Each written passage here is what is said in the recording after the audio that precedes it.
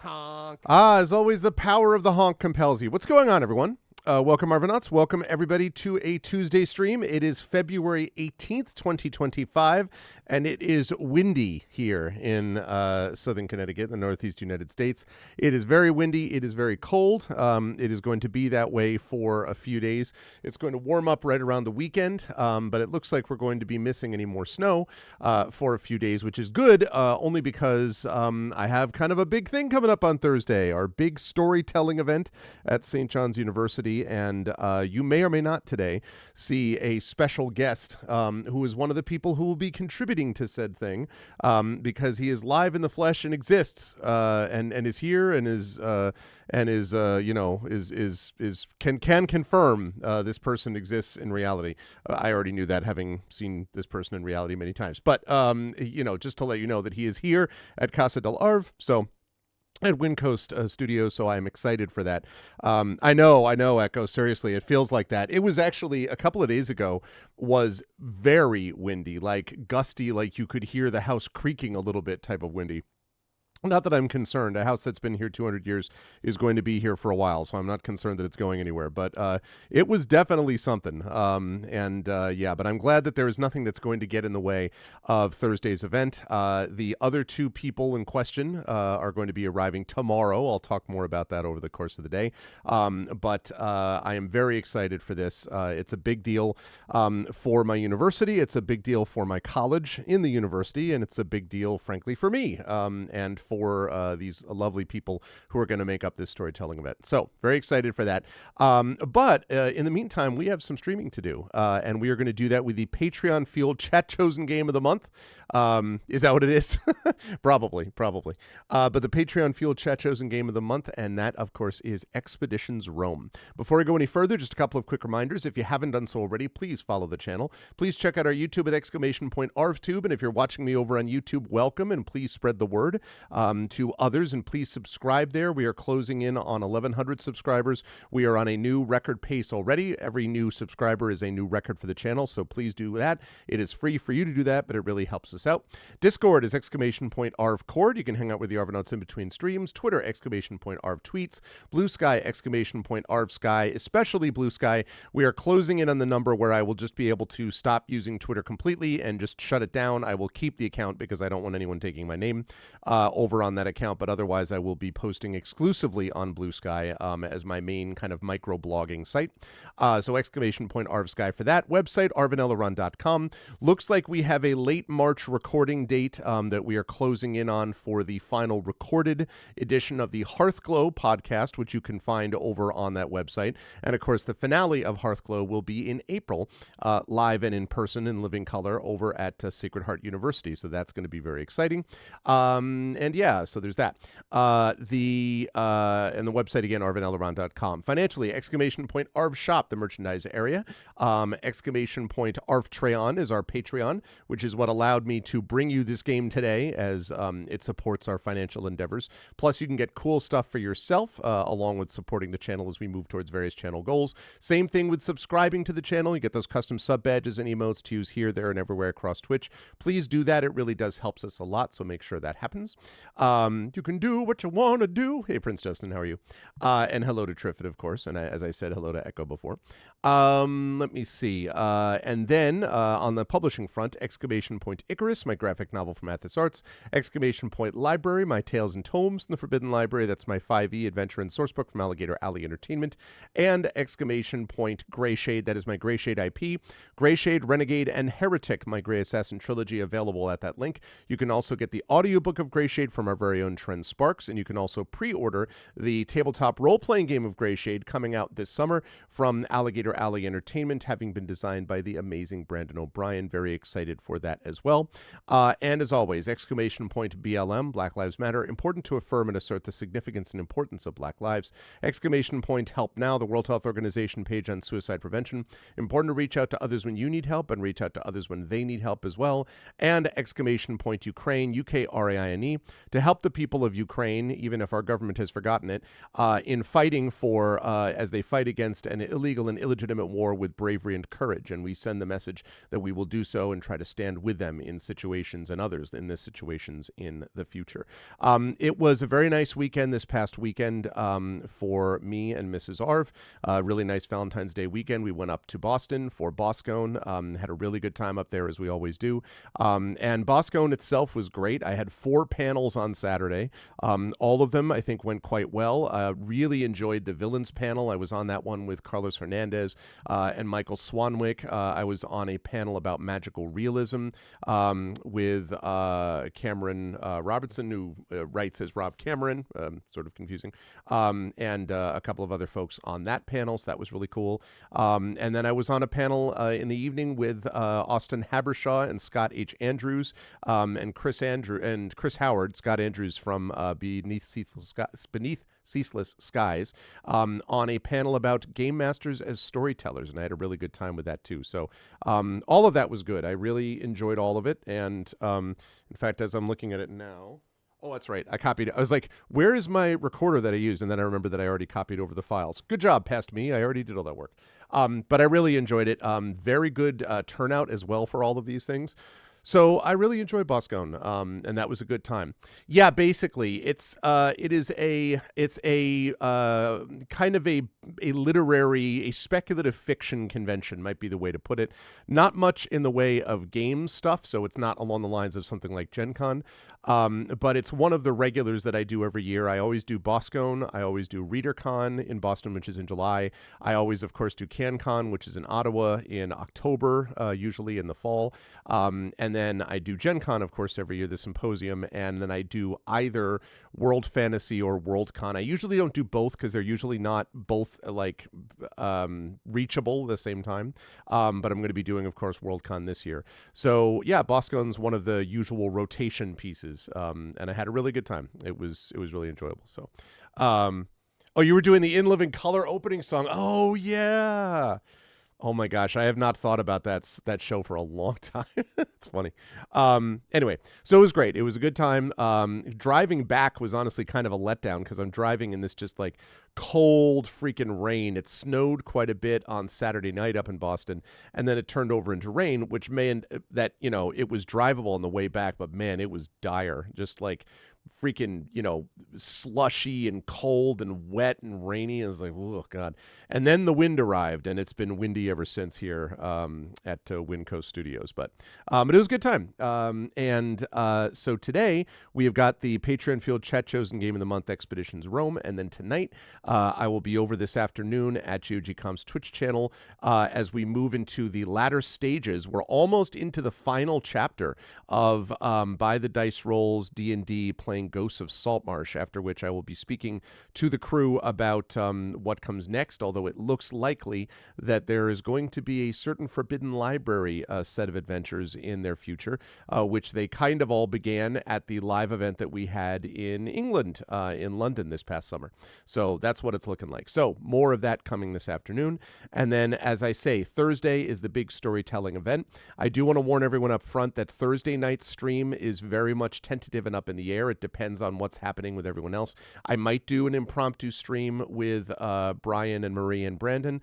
I might do that. I might do no stream at all. I'm not sure about what's happening on Thursday because I do want to make sure that I'm hanging out with my guests and friends. On Saturday, though, we will definitely have a stream because we will be doing Eberron, Oracle of War, and we will be doing so with Brandon and Marie as a part of it, live from Windcoast Studios. And then joining us, of course, will be Jen and Tren and John remotely. So that's what's going on over the next week. I'm excited for it.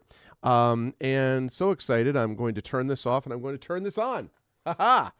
Before you knew it, I was there. But it's good to see everybody. I hope everyone is doing well. And yes, it is definitely windy today and definitely a little bit cold. And so I've got the full Huskies work today. Huskies are actually playing tonight at Villanova. They need this game. They have been very up and down this season. They have beaten some excellent teams on the road, and I mean highly ranked teams. And then they've lost to Seton Hall, which is like 15 games under 500 or something, which should not be happening. Team is playing very erratically. We'll see. I don't think a three-peat is in their future, but still, I'd like to see them play well enough that they're in the tournament, and then we'll see how things go. The women are playing super well, though, and my university that I teach at, St. John's, is doing exceedingly well. They are actually looks like in line to win the Big East Conference. So there are some good basketball experiences in the future, and of course the Celtics are kicking ass. So that's the deal with that. If you need warmth, oh, you had a cold all day? Oh, I'm sorry, Dragon. Or cold all week. Yeah, I remember you mentioning that you had a cold before. I'm sorry that it's still there. Has it gotten any better, or it's still just as bad? If you need warmth, Maheim is open. It's a good roasty, 25 Celsius. Roasty. Man alive. Yeah. It's right now it is sitting at, it's reasonably comfortable in my office right now. It is sitting at a 72.1, as you can see, 72.1. So not too bad, not too bad. But anyway, and you may or may not see a special guest today, depending on when special guest is awake and up and moving around. This person may be checking in periodically. We will see today, but I'm very excited about that. Anyway, and good to see Emily as always. And yeah, let's make this thing happen. We are going to play ourselves today some Expeditions Rome. Now, my history with these games is I have played Expeditions Conquistador. I played that off stream, and I don't know when, a few years ago. I don't remember exactly when, but I enjoyed it a lot. I did not finish it, I don't think, and I'm not 100% sure why I didn't finish it, but I just didn't. But I have never played this one, and I do want to thank the lovely folks at the GOG and my good friend Pyron Jade for gifting a code to this game from GOGcom. It is on sale right now, though, so you can actually get this game on sale if you are so inclined. You can see that Pyron Jade is ahead of me in this game, too. Unlike Caves of Kood, though, where she put in like 170 billion hours, by which I mean 178 hours, I am not that far behind related to that. Dizzy, however, is the big champion of this, has played 95 hours of this game, and I have not played any games so far. So we're going to see how this goes. Hey, Imaginary, good to see you. Hope all is well. But I have enjoyed the Expedition game that I played before, and this one supposedly has quite a few quality of life improvements, but I've never played this particular model, so I've just installed it. Again, the video may be a little loud. We'll see. I will adjust volume as needed, but let's get going. Let's play it and see what we got. We should be, if we're not, Prince Justin. If so, oh, well, obviously, that, as always, Imaginary, I'm aware of that for sure. I guess defined as hanging in there maybe is the best way to put it. I won't get into this, but I already talked about how some people are more aware in this country of that than others. And so, yeah. I don't know, Prince Justin, if not, please do send me a request. But I was just looking at the GOG.com thing. We ought to be Steam friends, Prince Justin, I think, but maybe not. Incidentally, if you're not supporting Prince Justin's Patreon, you should be, because I am, and I just got and read with real pleasure his review of a new collection of Poul Anderson's anthologized stories. Very, very cool stuff, and you should definitely support it. Okay, Death of Glory, you'll earn a unique trophy. Okay, that's way too loud. Let me just turn down that volume. Good God. Okay. Let's go to that.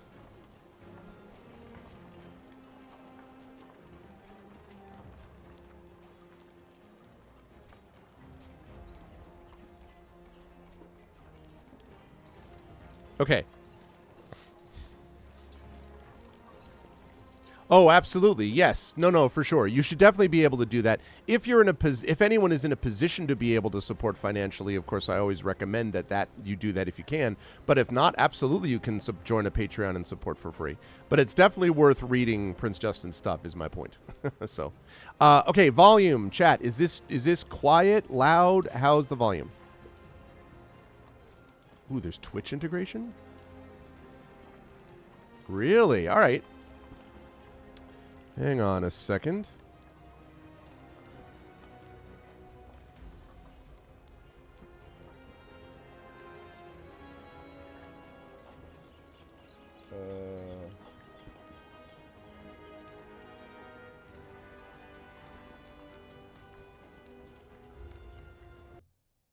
Okay, give me 1 second while I do that. What? Hang on just a moment.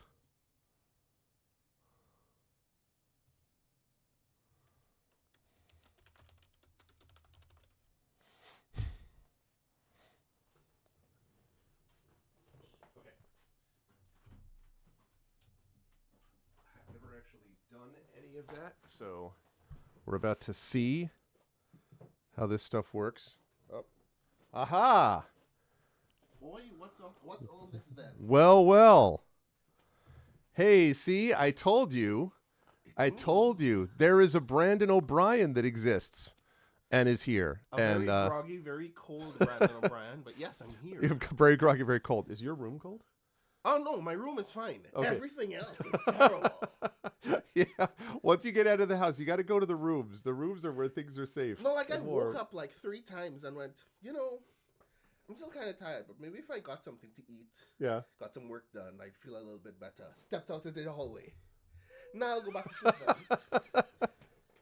Oh my God, that's funny. Yeah. Yes. How is everyone today? Yeah, it sounds like Emily is reaching through the screen to hug you, Brandon. I hope you Lord. can feel it. And Emily, Pris just says hello. hello. She says, welcome to the Admiral's Alcove office, Echo says. Yes. It is So, yeah, very yeah. nice. Yeah, it's I gave Brandon the full world tour yesterday, and then we stayed up talking about games and other media properties and stuff. And yeah, so now we are here, and Brandon's going to be checking in periodically. I know that Brandon has some writing to do, but also said he might hang out here too. So Yeah, I would like that very much. Maybe sometime later this week we can do a thing. Yes, that is definitely the hope. And we might, as I was mentioning, we might even on Thursday, we might do like Thursday night, we might do like an impromptu stream while we're out, maybe like looking around New York. I'll talk to you about it later. Of course. But anyway, yeah. So that's it. So I just realized I was just starting Expeditions Rome, and apparently you can link your Twitch account to it. I've never actually had that option, so I'm just logging myself in. Why? And the people get drops, like if they watch, they get Okay, cool. You know. That works. It's Okay. like Destiny, but with lore that makes sense.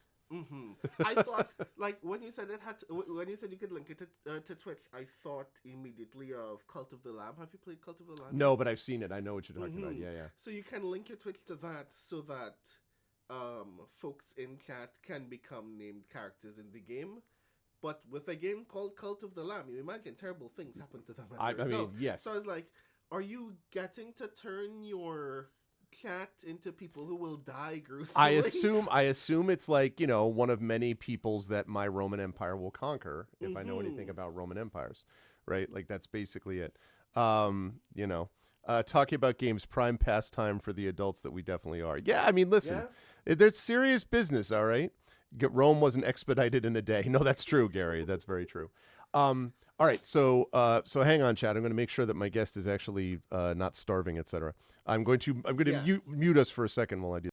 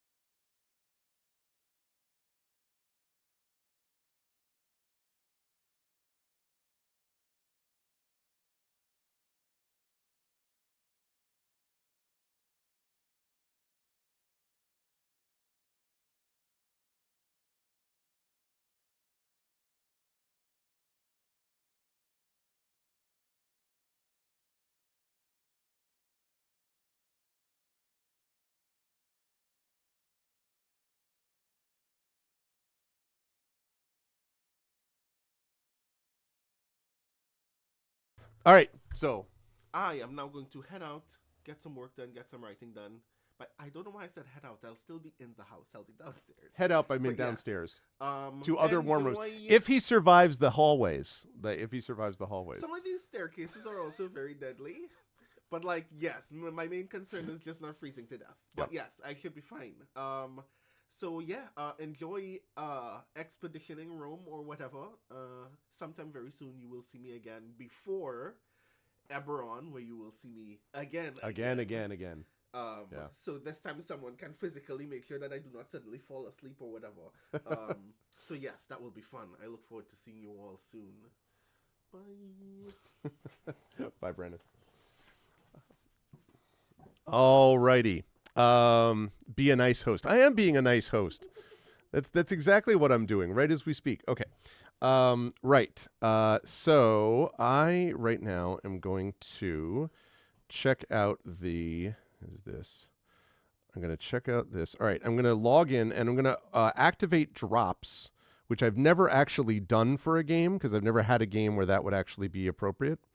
So let me just see if I can do this. Hang on.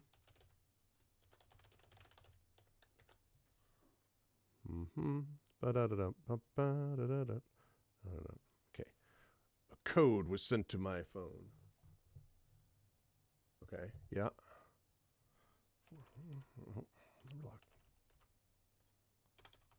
Okay. Submit. Yes, I have authorized. Okay. Copy.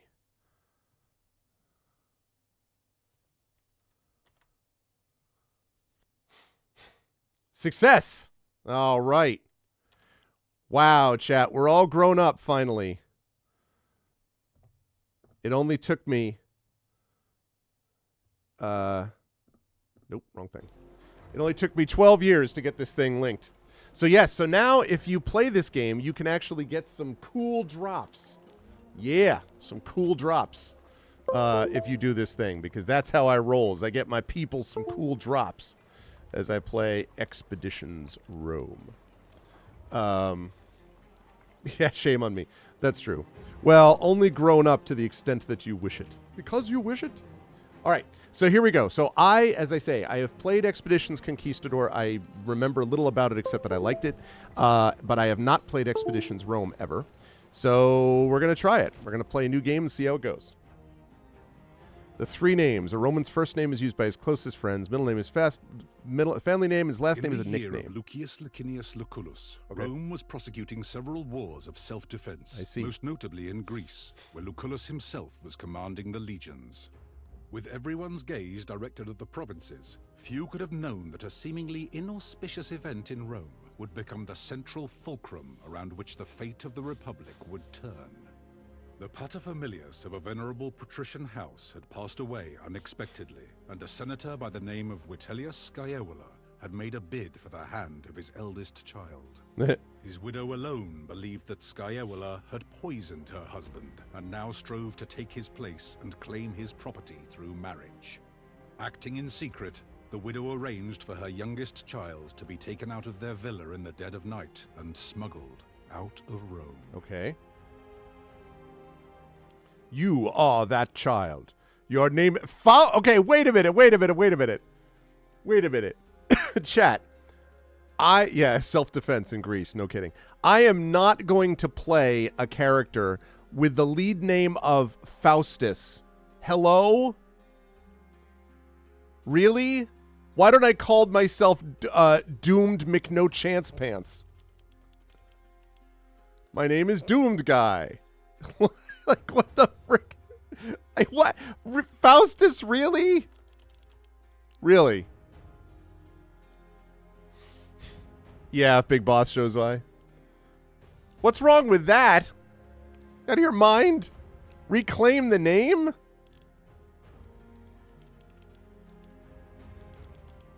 Successius. Or Triumphius. Or Victorious. Or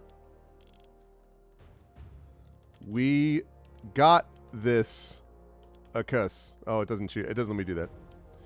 I can't believe they gave Faustus. Yeah, no. It's going to be, it is going to be basically that. Arvanius. Oh, I have to choose a family name? All right.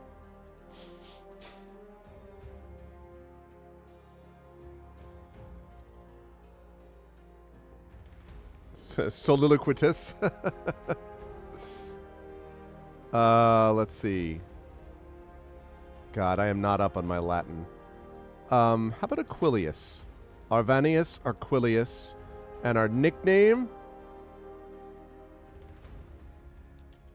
Arv. Alright, what have I got? That portrait's not bad. That's an actual portrait of myself. What? No. What? No. What?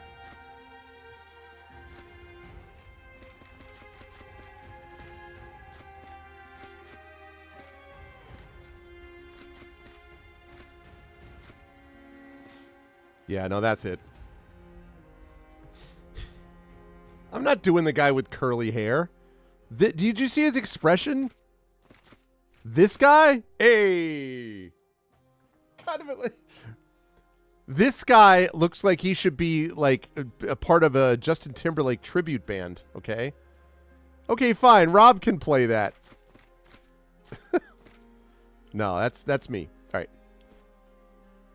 Phase 2. Phase 3. Phase, I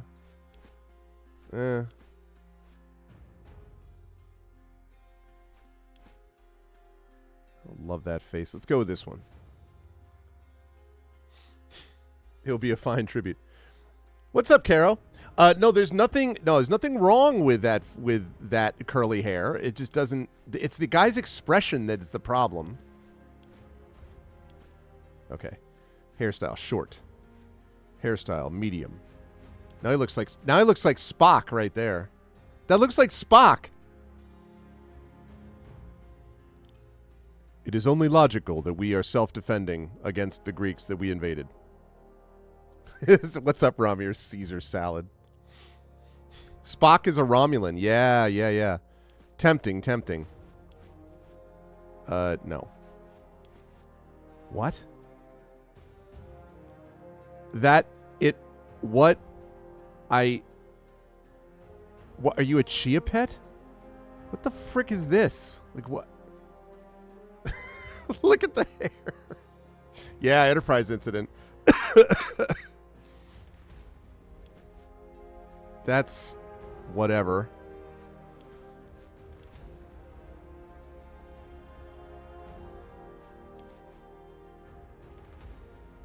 All right, I'll go with that. Let's see.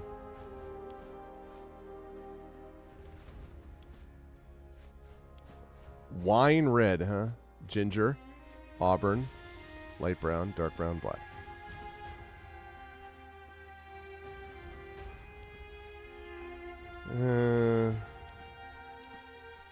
There we go.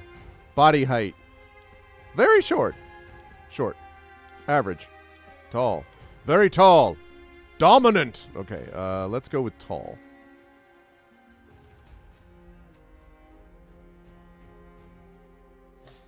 The pompadour. Confirm. Okay, rhetorical style. Oh, lovely. You get to choose ethos, logos, or pathos. Unique dialogue options. Think about what kind of character you want to roleplay. Choose your rhetorical style accordingly. During the story, you may get a chance to master a second technique. This is right up my alley. Ethos, logos, pathos. So, although it's interesting that they claim that ethos is the art of using the power of your authority or your abilities to get your way. That's not actually what ethos means. It means talking about the moral or ethical position that someone holds and convincing them in that way. Whereas logos is more logical and then pathos is emotional. So the deal is I'm tempted to do logos. What's up, Yedisek? I'm tempted to do logos. It's between logos and pathos. So here's the thing. Pathos is very dangerous if you are someone who wishes ill towards others. But if you mean the best of something, God, man. Logos or Pathos?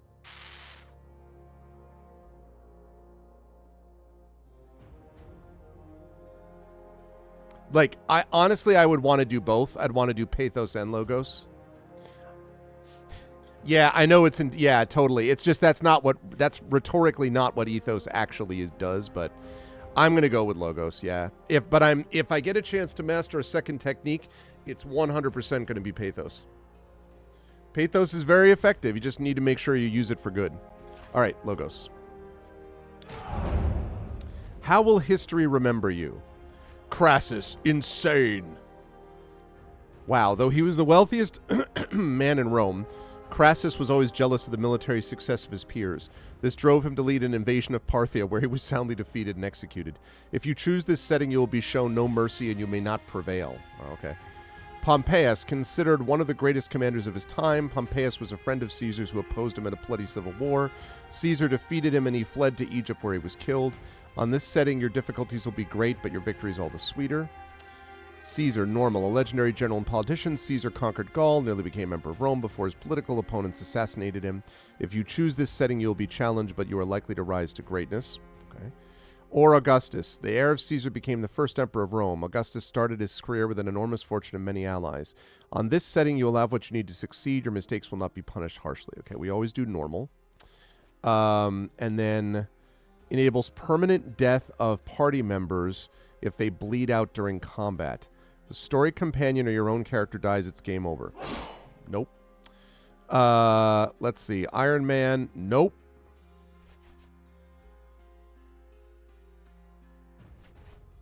That's off. Change the final companion character you can recruit for your party to use the DLC Gladiator class. No, I'll leave that on. That's fine. Pacification encounters are mandatory combat missions that require the use of non-story Praetorians. You will not lose out on any narrative by disabling these. And auto-manage automates skill and equipment choices for non-story Praetorians to reduce the amount of management needed. Yep. Sounds good.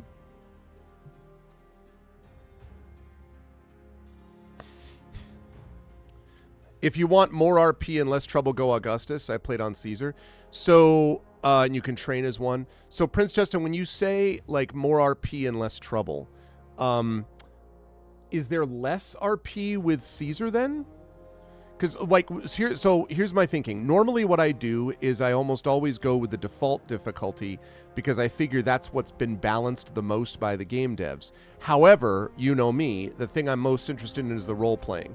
So if I'm going to get less, if you think I'm going to get less role play out of Caesar, then I would definitely play Augustus.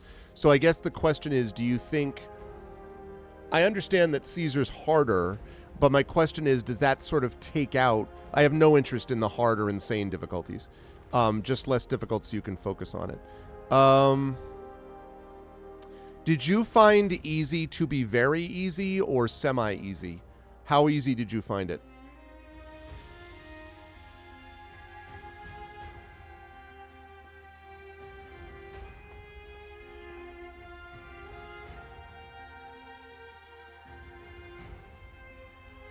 Okay, I'm gonna keep Caesar then. In that case, I'm gonna keep Caesar. That hit all worked out for him, right? And besides, we're playing this in February, not March, so it should be fine. Here we go. Expeditions Rome. Ooh, this guy. Look at this. Do I get to be this guy? Suddenly Assassin's Creed? Oh.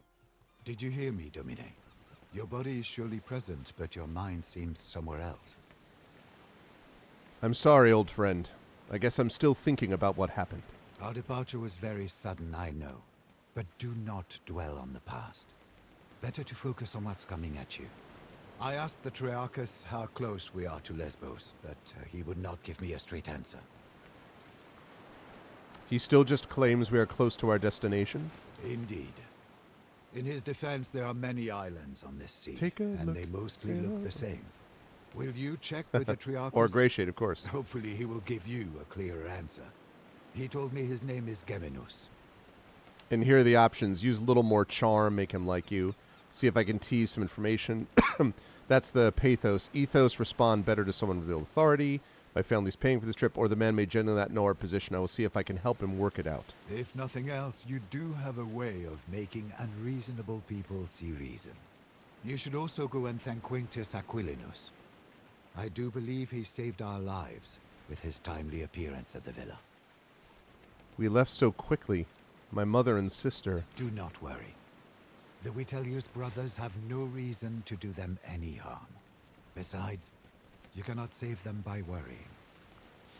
Focus on the task ahead. There are so few passengers on this galley. Your mother paid Geminus handsomely to set off in great haste under cover of night. 2 others did board with us, also bound for Lesbos. Young Gaius has been pacing impatiently over there, wearing grooves into the deck. There was a gladiator too, but I don't know where he went. Thank you for coming with me, Cineros. Thank you for bringing me along. It will be wonderful to see my homeland again. Okay, I will up that. Also, spoiler, Cineros, no chance of surviving past 10 minutes.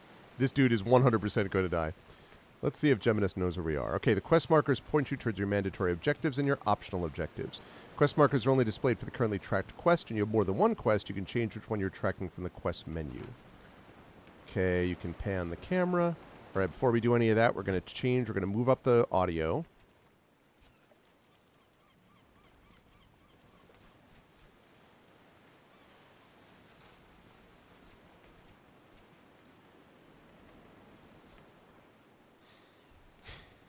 Okay. All right, hopefully that should be better. Whoa. I can zoom out. You found your silex quickly, Domine. That's right. Okay. Where is Quintius Aquilius? That's Geminius. That's Gaius. Can't pause. All right, let's talk to this dude. Yo, Quintius, thanks, bro. You handle the sea better than most. I'm glad. Centurio, I want to thank you for your timely arrival at my villa. The timing was fortunate, but there is no need to thank me. The consul sent me to get you. Please, call me Kaiser, if it's not too familiar. Then you can call me Arv. With all due respect, I'd better not. Not Aquilinius? My subordinates call me Centurio. My superiors call me Aquilinus. My friends call me Kaiser. All right, Kaiso. Can we go over the plan? Our departure was far too hasty to discuss our course of action. Ah, she did not keep you apprised. Your mother has secretly been making arrangements with the consul. Okay, so that's You are okay, to Carol? join his command staff as tribunus. What are the duties of a tribunus? You'll have very little responsibility.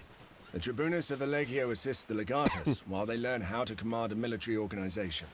You will not see combat, nor will you make any important decisions. You'll be safe, as your mother wanted. I'm not here to be kept safe. I'm here to build my reputation, make powerful friends, so I may return home and reclaim my family. If I'm going to follow the Legion around, I might as well make myself useful. I'm sure the consul will find use for you. You seem to have a good head on your shoulders. You'll get the hang of things quickly. One word of advice. I know Lucullus is a friend of your family, but remember, he is the consul, elected by the people to rule all of Rome. It's best if you don't act too familiar with him in front of his men.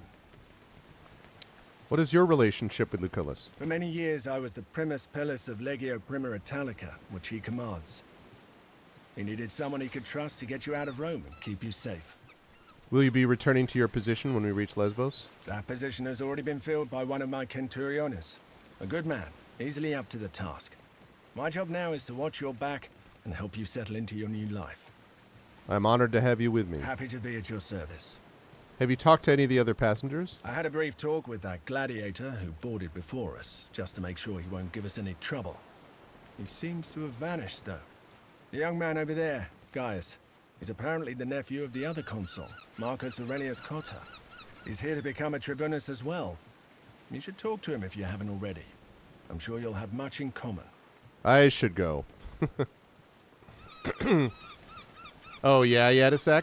Yeah, I was thinking about saying, like, I wasn't here to be kept safe, but I thought that was too aggressive with this guy who's just following orders, so I should talk to the Triarchus. And so I will. Okay, that's Gaius. Actually, wait. Let me talk to you now. Yo, Gaius. Yo, Guy. Us. Gaius. I heard he's running from a senator who Solway. wants him dead. Shh, keep your voice down. Salve. I don't believe we've been properly introduced. My name is Arvenius Aquilius Arv. It is a pleasure. I am Gaius Julius Caesar. That's got no options. Listen, you're not going to be going anywhere with that. Oh, wait. Well met. This is all quite new to me. Mind if I ask you a few questions? Not at all. But keep in mind, I'm not the most experienced soldier either. All right, first question. Are you going to become an enormously important figure in the history of Rome who will eventually be assassinated by Brutus and Cassius? Just a question. I was born in Rome, but they say my family is from Alba Longa. Yeah, well, why'd you join the Legion? That's a long story, my friend. Suffice to say, the powers that be are not fond of me. I have decided that staying in Rome could be, shall we say, hazardous to my health. How many wars did you fight in? To be honest, this will be my first proper battle. I did study a lot, though, and therefore I am well versed in matters of strategy and tactics. As always, all portrayals of Romans always gives them British accents. This is I don't know if anyone knew that for sure, but like that's actually all Romans, ancient Romans spoke English with a British accent, just to be clear. Yeah, exactly. Will you or will you not seduce an Egyptian queen?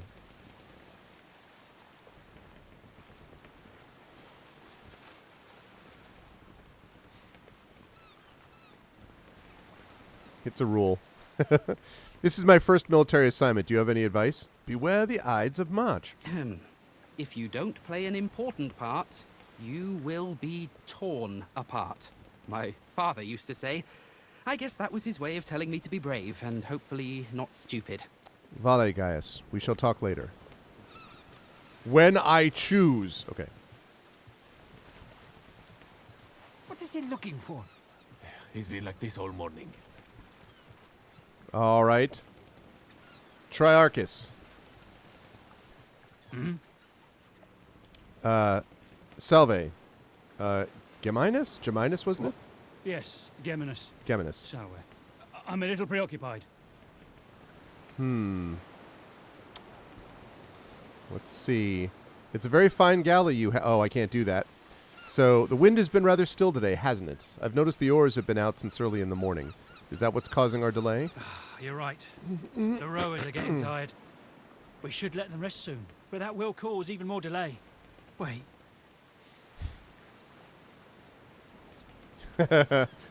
That's probably true, Triffid, actually, yeah. Do you finally see Lesbos on the horizon? Ah, shit. They're headed straight towards us. They're gonna ram. Oh no, pirates on the father's Mediterranean! Let's see if you can actually fight.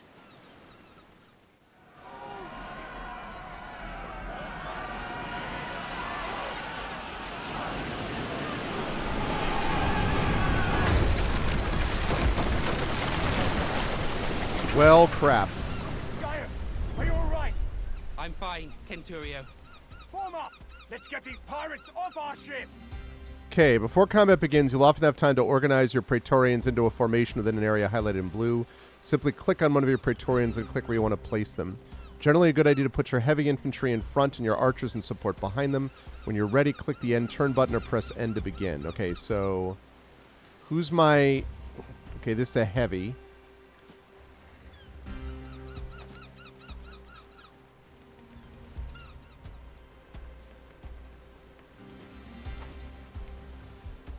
Put him back there.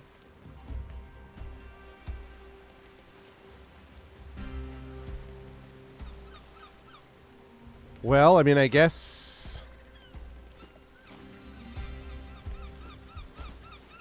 No, I don't love that. If we put that there... Okay. My ship has come in, literally. All right. Let's do this. To attack an enemy, select which skill to use. Each skill cannot be used more than once per turn. Many skills require your action point to use. Some have limited charges per encounter. Okay. So... Shield push. Brace. Slash. Alright, let's get you away from the support people then. If I can. Can I do that? Nice.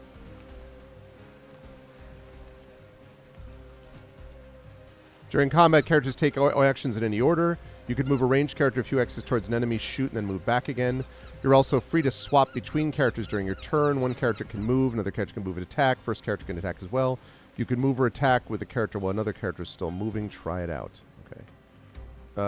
Let's see. Fist, slash, punch. What can you do? Concussive strike.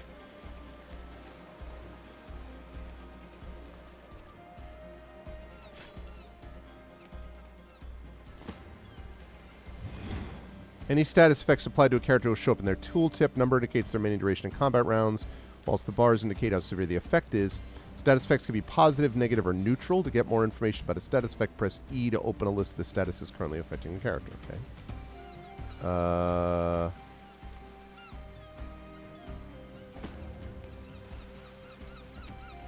Okay. And then... aimed shot, crippling shot, interrupt. Oh, nice. That's basically Overwatch. Let's crippling shot him. You've been crippled.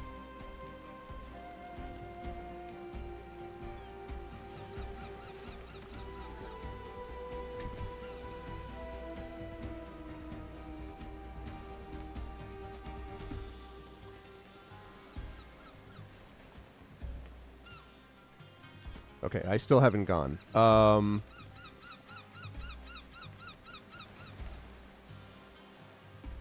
Punch. I don't have an Overwatch thing.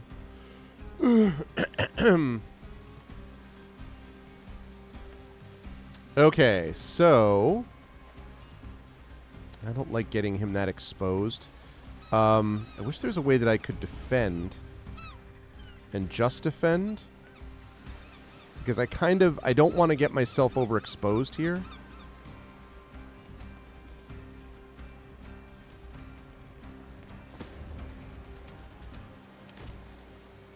Oh. Yeah.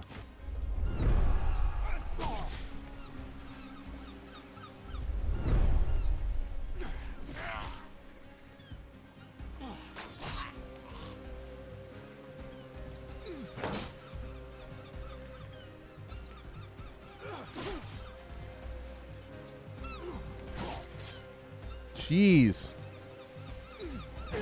Ow. We'll face them together.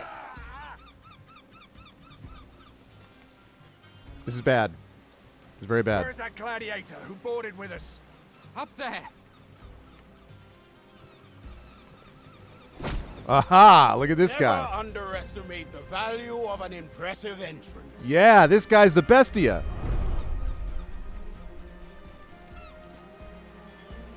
Tell me you've got something.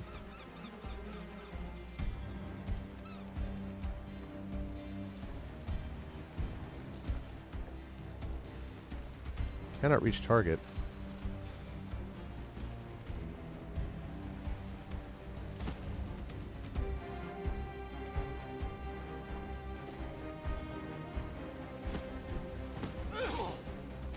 This is all too easy. Very nice, very nice. Okay, let's see.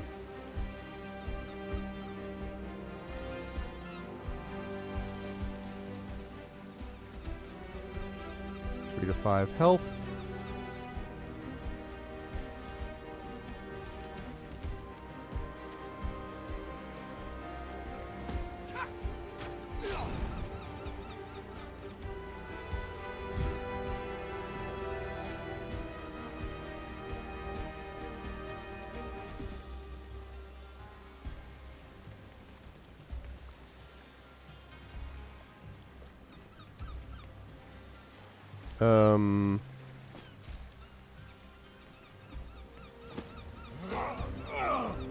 When you kill or incapacitate an untrained character, such as civilians or militia, in this case a Gymnite, or Gymnides maybe, the character who dealt the final blow will regain their attack action. Any given skill can only be used once per turn. Action points cannot be saved for the next turn. Try to finish off any untrained enemy with a character who will still have a skill left to use in that same turn. Okay.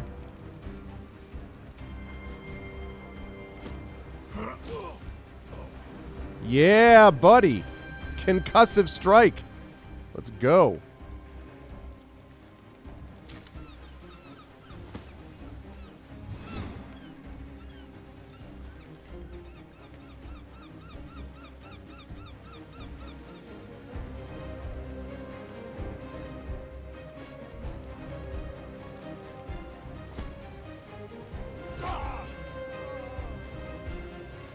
Don't I get my attack back?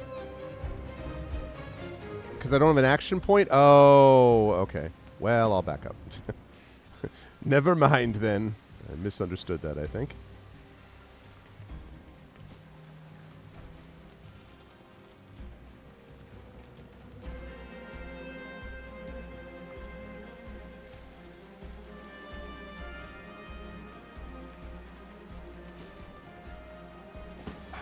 Get away from me.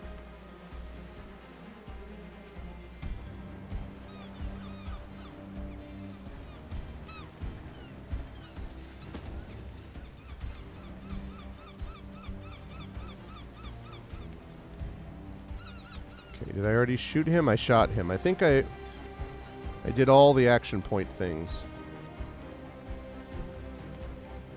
I don't like how many guys are over here, but...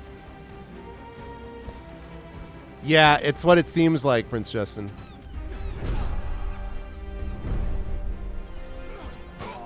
Ow.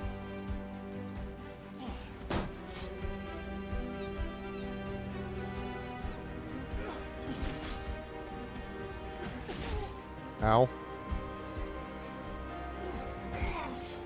That's bad.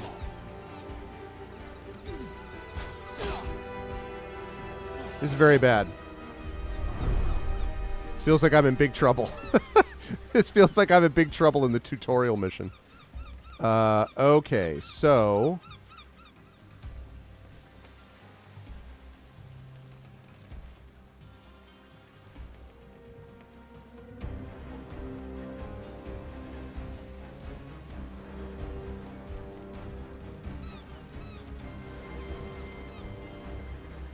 Oh, that's what's his face. Okay.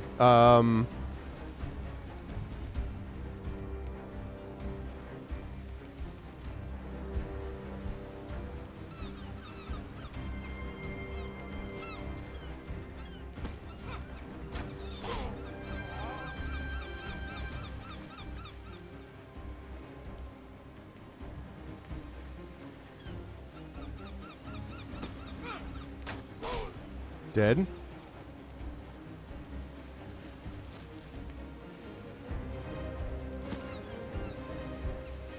Okay.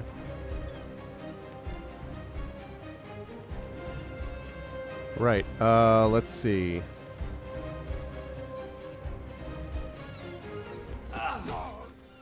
Nice.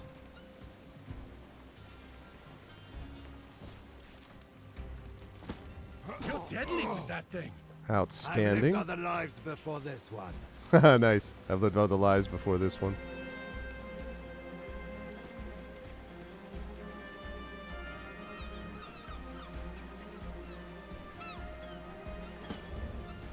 I need to get up here and attract some damage with some people here.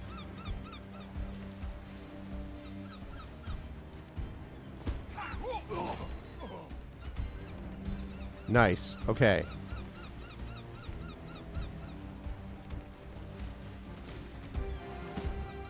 And punch you in the face. Kapow. How you like me now?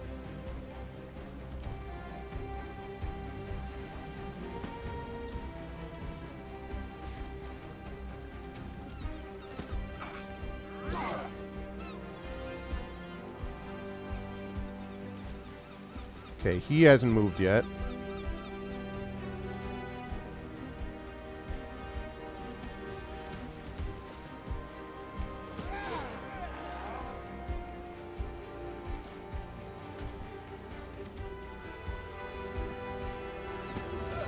Oh, shoot. Is down, but not dead. God damn it. I didn't realize about attacks of opportunity. Damn it, damn it, damn it, damn it. Shoot. All right, well. I know what I'm doing now. This is it! Just one more!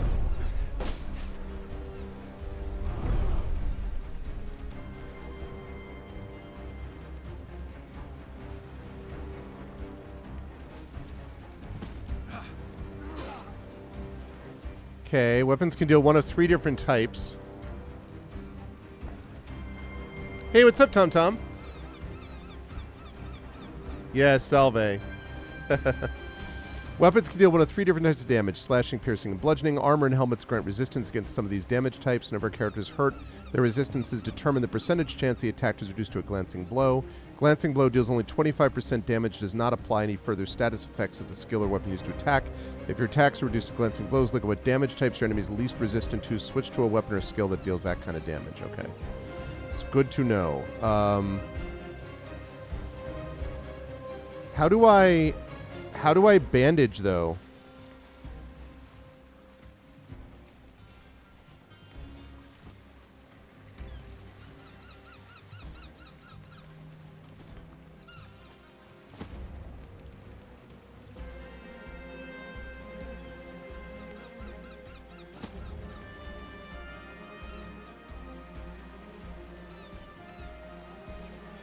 How do I bandage somebody?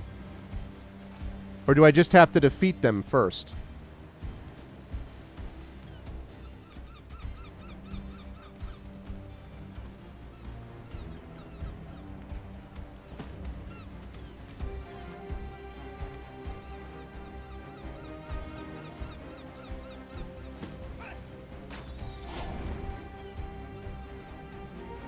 There's not much in-game healing. Oh, okay, so I just need to finish them off quickly. Is basically what we're saying. God damn it. Okay, that's my bad again. I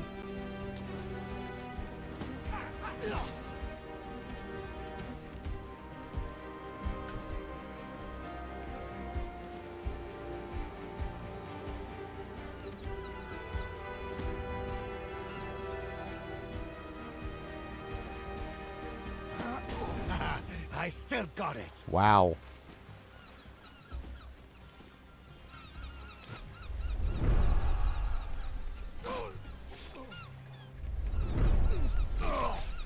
Not sure that makes the most sense to me, but okay.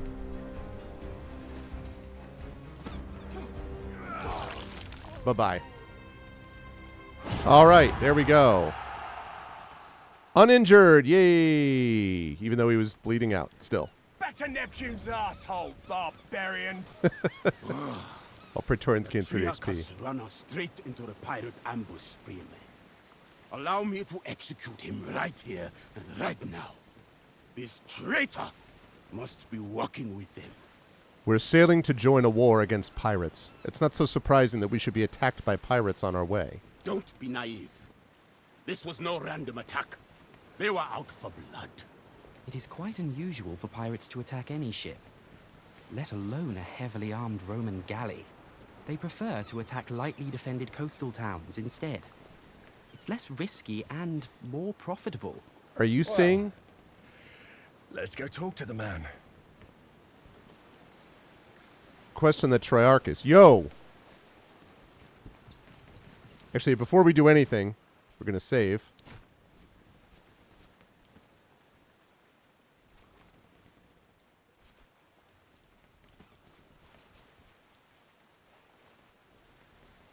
Oh, can I not? Okay. Oh, good. That lets me do it. All right, bro. Explain yourself. Oh, also, wait a second. Quests. Narrowly escaping the scheming of Vitellius, your father's murderer, you have fled Rome to join your family friend, Consul Lucius Licinius Lucullus, in his campaign on Lesbos. Lucius Licinius Lucullus Lesbos. Lo. There it is. All right, time to question him. All right. Geminos, you steered us into a trap. What do you have to say for yourself? I had nothing to do with it, I promise. They came out of nowhere. Silence! You utter nonsense! By Mars, it is the sea! How can anyone come from nowhere? I kind of like this We dude. cannot execute a man based on no evidence. Besides, we need our Triarchus to make it safely ashore. I kind of like Bestia already. What do you say, kid? I mean, first of all, What do you Bestia. think we should do? First of all, Bestia jumps from the mast all the way to the deck. Does the Captain America entrance, right? Then acknowledges that he made a big entrance.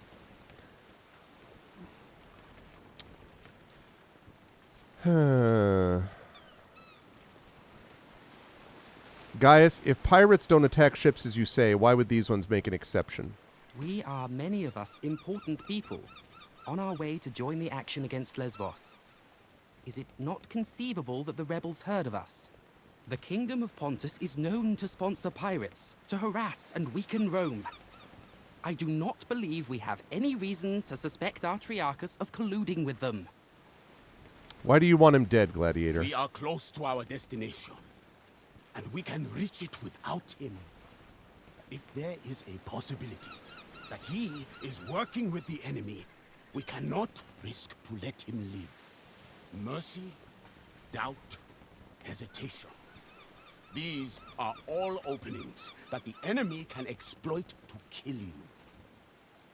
This man's value to us is far less than the threat he may pose. I do want to point out, even though I just said I liked him, that this is coming from the dude who actually was the only one to hit the deck and start bleeding out. I'm not going to execute this guy now. What's done is done. There's nothing to gain from executing the Triarchus now. Very well. We shall spare his life. But remember, mercy is a luxury you will not always be able to afford. Now, this is tough because what I'm tempted to do this. The cost of mercy is a price I will always be able to pay. That's such a good line, but honestly, I can't justifiably make that claim before I know what the game's got for me. So I'm going to say this.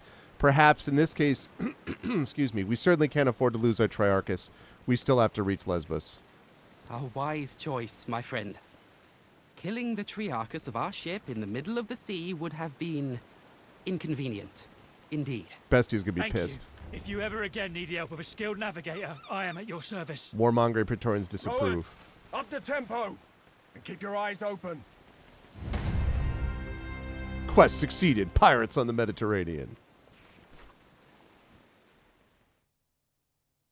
I mean, he could have done it, but there's no I can't be sure of it. Yeah, exactly. Okay. Oh, wait, there's another. All right, the third line of a Roman legion can reduce the effectiveness of enemies and improve the performance of their allies. Subclasses: medics heal their teammates, remove negative effects. Flag bearers control the battlefield by buffing allies and moving enemies. Destroyers deliver devastating attacks that damage enemy armor. Interesting. That's if I'm going to do that. All right. Princeps. Most straightforward class to play. Focus on survivability, protecting allies. Vanguards charge into the fray. Excel at using their shield as a weapon. Lockdown enemies, resist enemy attempts, do the same to them. Okay. Veles. I like the assassin call, obviously. Speed and unpredictability of light infantry allows them to cause great chaos among enemy ranks. Assassins, duelists, or brawlers. Sagittarius. Ability to strike at a distance makes archers very flexible, hampered only by shields which deflect their arrows. Marksmen, defensive archers. Hunters, close range, multi-target shooters. Snipers, prefer to pick off single targets at great distance. I like snipers conceptually in a lot of these games. And then we have the Triarius that I just saw. And Gladiator.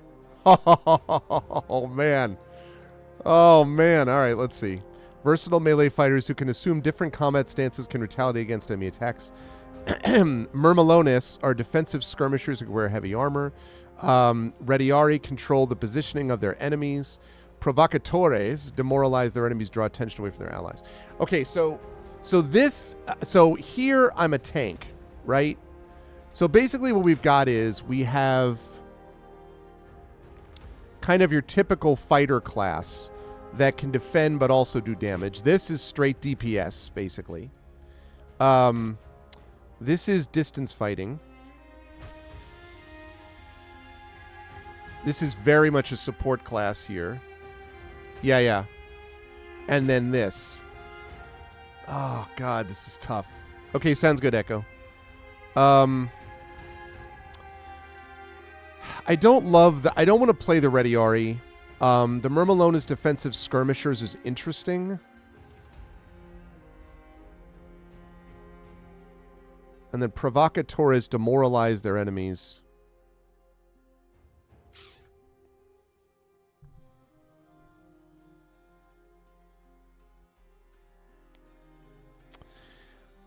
As much as it's cool to think about doing the gladiator thing, I don't think gladiator's my style. I kind of like this because I like the idea of being a medic, actually, but I don't know if I want to deal with the sort of amount of, like, I feel like the problem with playing a lead character who's constantly having to not be in the front lines is that you're always having to worry about that. Using your debate skills.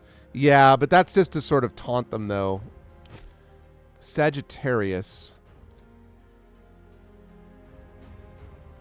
Oh, man. I'm seriously thinking about snipers.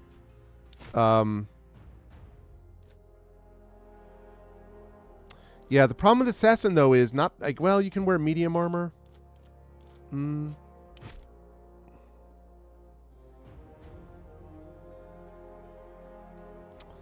don't think Princeps.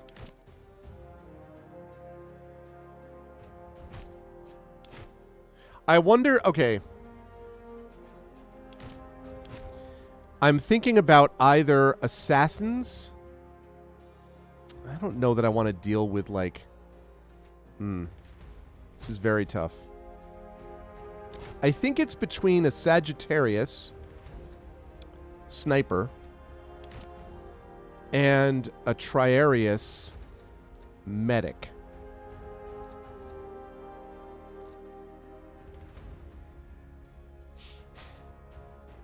But, like, is a medic, is all the medic does is, like, the coordinated thing like the other guy was doing? Because you said there wasn't much healing, like, in combat healing, right? Prince Justin, you said? Excuse me. So then maybe this doesn't make sense?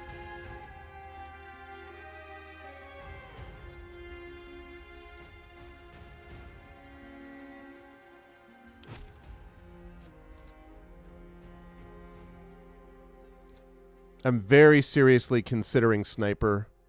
They more go for status effect removal. Okay, sounds good, Echo. I think I'm going to be a sniper. I like rangers anyway, and this is reminding me a little bit of that.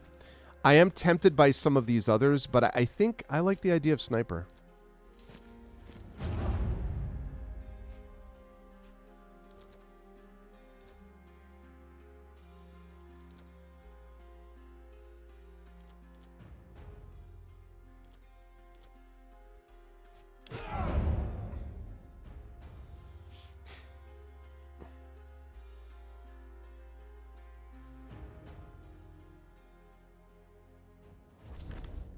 Act 1, Asia Minor, 1st century BC.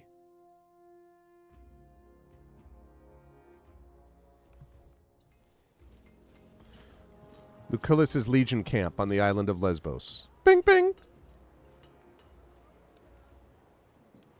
Gentlemen, welcome to Lesbos, the pearl of the Mediterranean. I have not, and it is a gap. An ugly nest of It's a gap in my reading, impenetrable Imaginary. I don't read it. I have not read enough with Glenn an Cook. infinite food supply thanks to the strength of their fleet.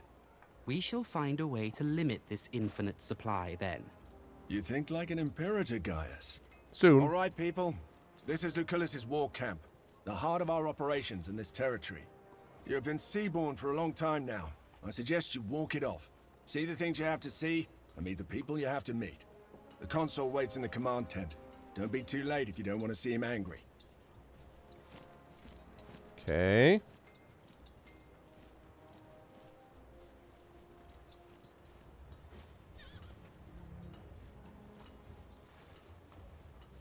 That other legion. Bit wet behind the ears, aren't they? Everyone starts out that way. True enough. Soon they'll be veterans too. Or they'll be dead. Mm-hmm. Let's talk to my people. Yo, Cineros. Domine. How are you doing, Cineros? I am hungry and my face is wind-burned, but at least both of my feet are planted on solid ground now. Why would Mother send me here of all places? To save your life, of course. She firmly believes the Witelli killed your father. Witelli. Sending you here was the best course of action. I don't want to be a soldier. I just want to save my family. The Moirai rarely care about our wishes. And sometimes, to do one thing, you have to do another thing. What do you know about the consul? Dominus Lucius Licinius Lucullus was a close friend of your father's, and a supporter of your mother's efforts. He is now the closest thing you have to a father. You ought to keep this in mind. Oh, interesting imaginary. Yeah, I need to read those. I need to read at least that one. Do you need Besides anything? a good wine, a warm bath, and a thorough massage, not much. Massage. Thank you. But you should think about yourself, Domine. All right, what do you think I should do, Cineros? I would get used to my surroundings and visit the consul as soon as possible. We're here to accomplish something. Time to find out what it is. Talk to you later. Also, I'm going to save this.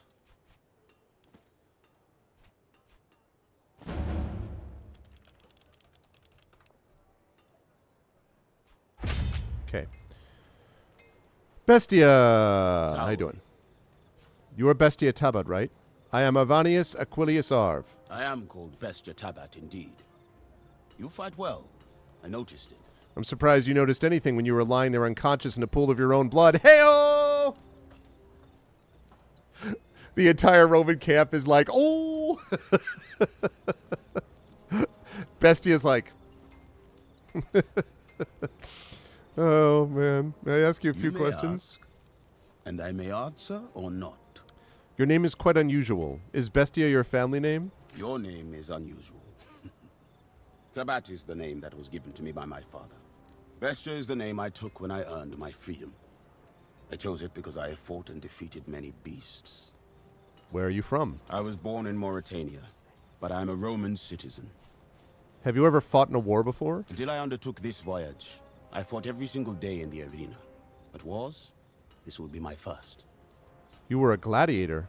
You must know much of combat then. Any advice to give? I recommend you to not die. Honor matters little. He who stands tall in the end will always be the winner. It's good advice. Don't die. What can you tell me about the commanders here? They say Lucullus has the greatest military mind in Rome. I only know he is consul and imperator, but I don't understand what that means. Let's see. Consul means he's one of the 2 men elected to rule over Rome this year. Ah, like a king, but temporary. We Romans do not like the word king. We have fought hard to build a republic for all Romans, free of the tyranny of kings. Sure. Free of the tyranny of kings? Perhaps Romans prefer other kinds of tyranny. Amen to that. You did not like the Triarchus, did you? He will fail again and cause the death of someone you care about. And that death will be your doing. Mark my words. Jeez, Bestia. All right, see you.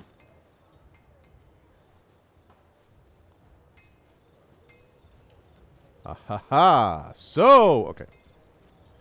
Wasn't very exciting.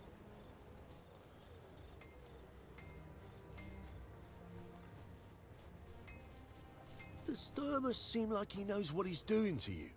Him and his whole legion seem like they haven't the faintest clue. Sorry, I'm just looking around. Ooh, very cool, very cool. This reminds me a little bit of a sequence that I have in, which of course Emily will know, in my second of the Grey Assassin trilogy, Renegade, where he's looking down at a war camp. It's not, obviously, some differences. It was not a Roman camp, but it reminds me a little bit of it.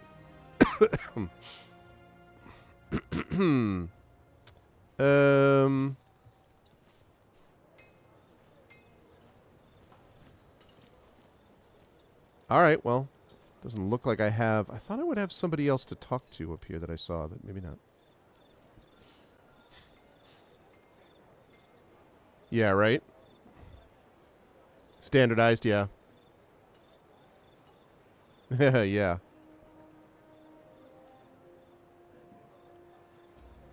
Okay, get over there.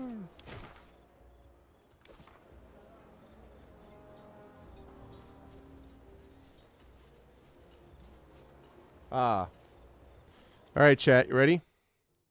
So over here, we have my cat Ganesh. And over here, we have a cat that is lying. Let me see if I can turn that down so you can see him.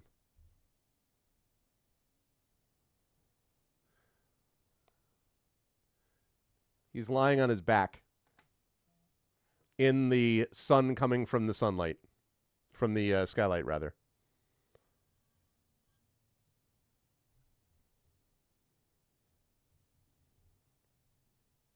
They are both extremely concerned about what's going to happen. Deeply, deeply worried, as you can see.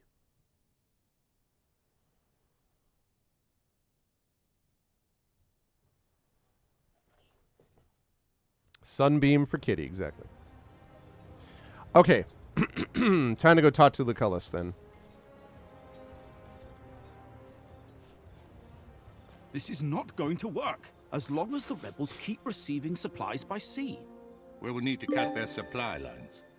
It's an operation for our occulta speculatoris. Meet Consul Lucius Licinus Lucullus. Patronus got an achievement.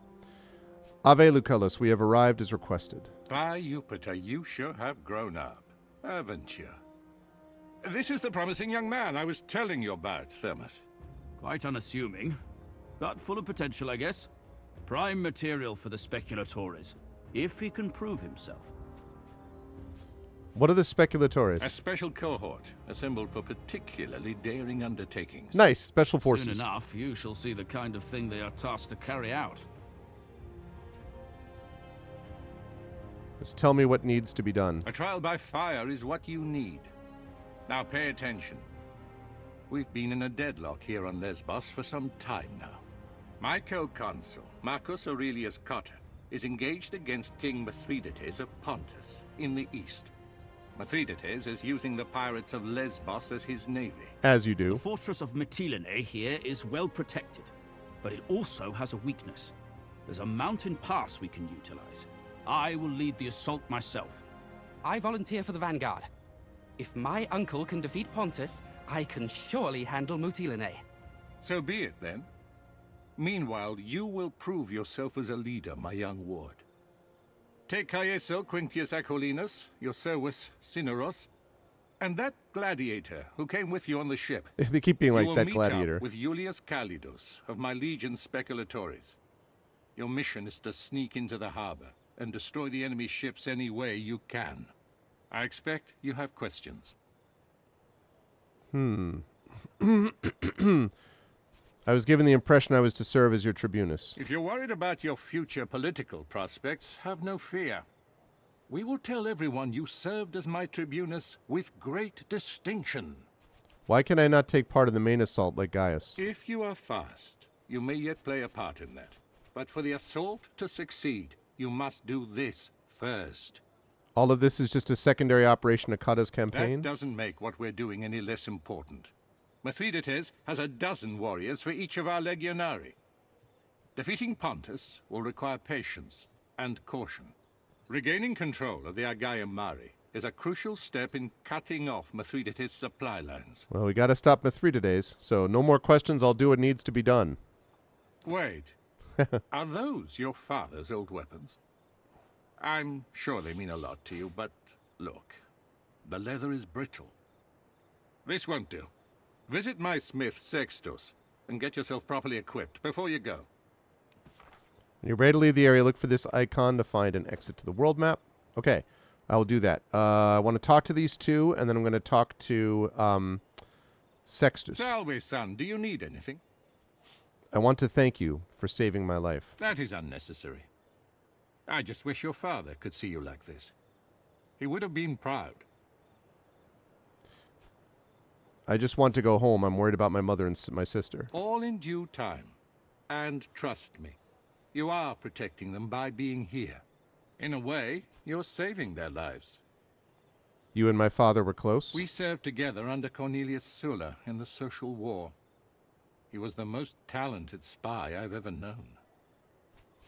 He never talked about those days. The Social War was nasty business. Rome fighting her own allies. Most people would rather forget. But I believe we must never run from our past. The people we're here to fight, are they pirates or rebels? Lesbos has rebelled against Rome. We call them pirates for political reasons, when in reality these people are organized much like a navy. They are allied with Mithridates, Megas of Pontus. He's without a doubt the most dangerous enemy Rome has faced since Hannibal. How can Mithridates pose a threat against the might of Rome? Pontus is a strong nation. They have conquered Colchis, Cappadocia, and Bithynia, and these conquests have made them bold. Mithridates himself is a fascinating figure. They say he has rendered himself immune to poison. Not immune to an arrow bolt, an arrowhead, though. This is not the first time Mithridates has fought Rome. My mentor, Cornelius Sulla, Poison defeated King, him huh? some years ago when he first invaded our province of Asia. Mithridates exploits the ebb and flow of the conflict between the factions of our Senate.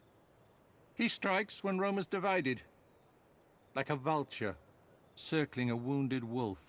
I will see you later, Patrone. Gaius. Solway.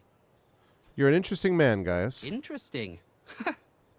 I shall accept this as a compliment, but prepare to be disappointed. To the extent of my knowledge and ability, I shall try to be as helpful as I can. It's the first time I've traveled so far from home. Indeed.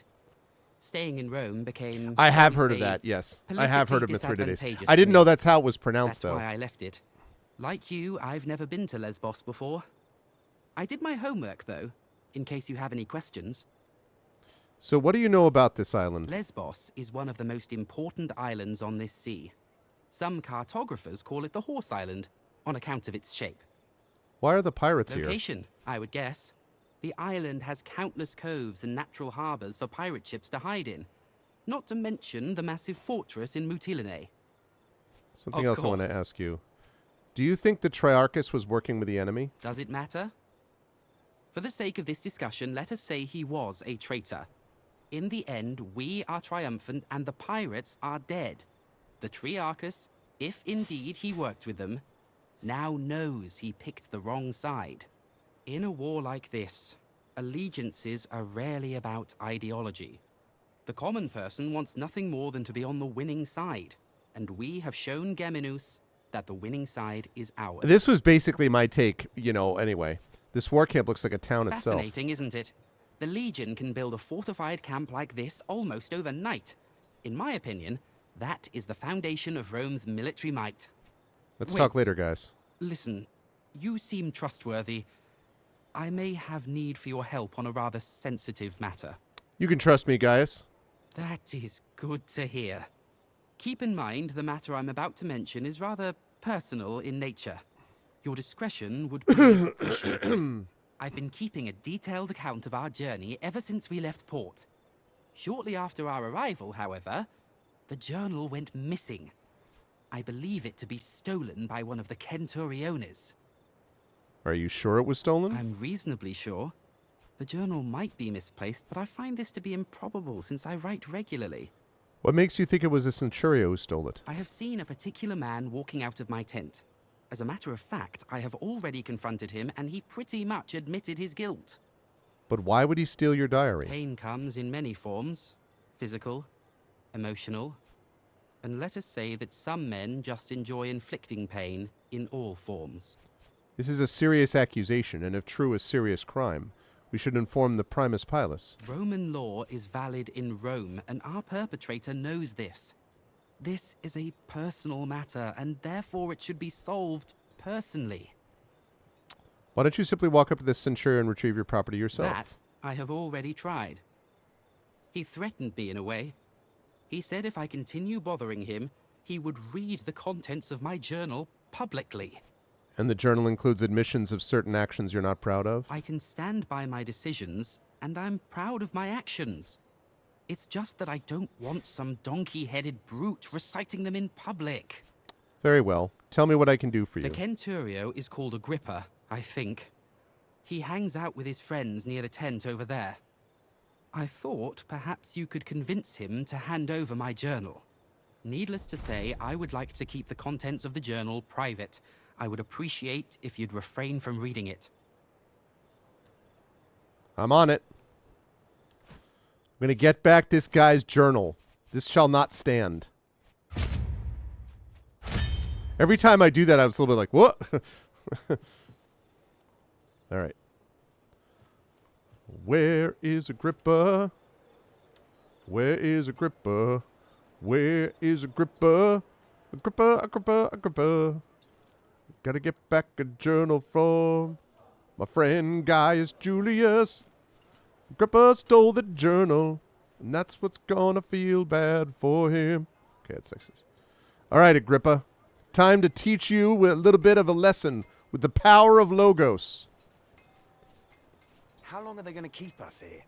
It's driving me crazy. We're in the middle of something, Tribune. What do you want? I believe you're in possession of someone's private property. I'm here to retrieve it. This? Ah, well, this is priceless. A journal written by Cotter's stupid nephew, who thinks of himself as the greatest commander history has ever seen. He also happens to be my friend, so I suggest you hand it over right Why now. don't you send him back here to beg for it again? Time for a little bit of Logos. Caesar may not seem like much now, but he is a tribunus, and he has friends in high places. Today's blue-eyed rookie is tomorrow's imperator. What's more, he strikes me as a man who forgives easily and remembers those who served him well. All right. Yeah. I guess you rich kids stick together. Take it, and let's not speak of this again. Ha ha! The power of Logos, baby! I Logosed it out.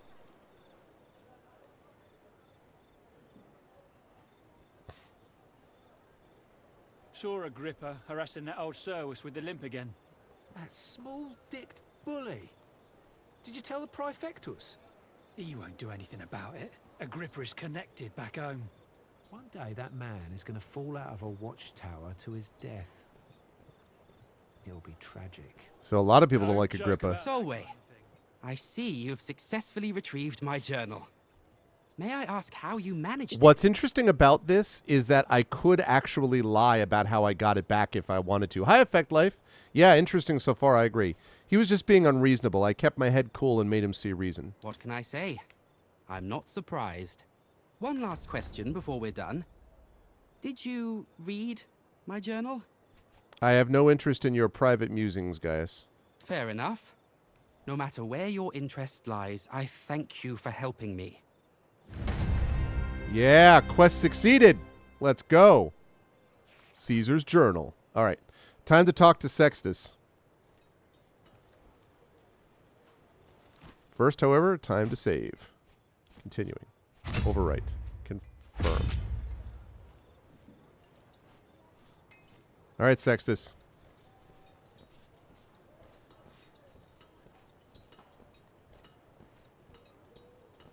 Yeah, exactly. I mean, I wasn't trying to be rude. I was just trying to be like, hey, you know, I mean, because I wasn't that curious because I'm not that kind of person. Like, it's his stuff, it's his journal, so I got his journal back. And I started the whole thing by being like, you can trust me with your private affairs because I wasn't going to be that guy. That's all. Okay. Salve, Legionari. If you're here to get your weapons fixed, you must have me confused with Vulcan. Oh my God, look at number 2. Well, with forearms like that and such a lustrous beard, can you blame me for making the mistake? Know what I'm saying?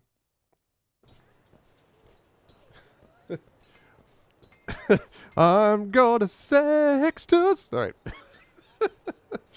No thanks. That's a little early, I gotta say. Just be like, all right, let's immediately start romancing everything that moves. Like, your ceilings are low and uninteresting. I don't even remember that when I said that, Emily. That's funny. Let's see. They are my father's weapons. Was he buried with them? This leather is fossilizing. God damn, Help dude. yourself to any of the gear on the racks. Take all of it if you need it. If I need something special, can I commission you to smith it for me? I have enough work on my hands right now supplying the consul's Centuriones. Maybe I'll think of Pop.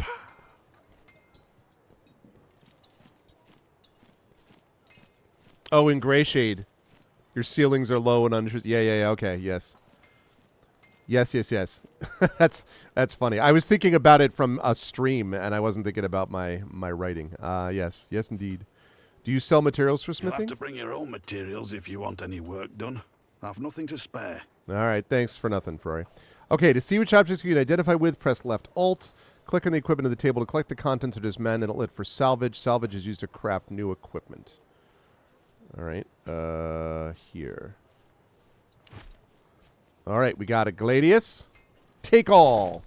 You received a piece of equipment, must assign it to a character before it can be used. Click here, or press I to open your party inventory. All unequipped items currently in your possession show up here. Use these buttons to filter which items you want to see. Drag items into these slots to equip them. Specific items go into specific slots. Can click an item to automatically equip it in the right slot. All right, well, this is going here. Oh, wait. I have a Gladius. Yeah. You equip a weapon, you get access to its skills. You can hover over any item to see what skills will give you access to, if any. Each character can carry 2 sets of weapons, can freely swap between them in combat. Press Q to select which weapons are your current set. Only the skills from your current set will be shown in the skill bar. Okay. Oh, I see. All right, so let's do it this way. So we do this. And then... Right, and then this one...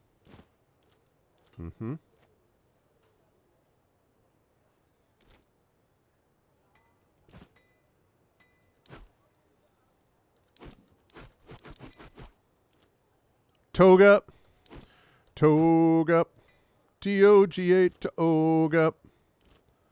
Barbed arrow. Okay. Slash aid.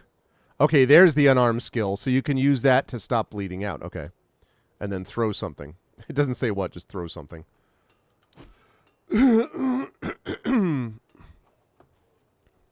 Oh, I see.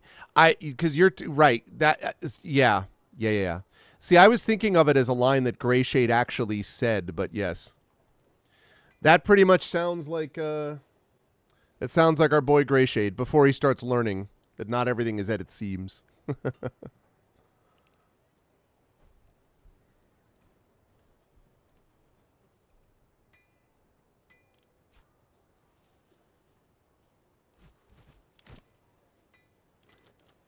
Got a worn sword. Right, got this one.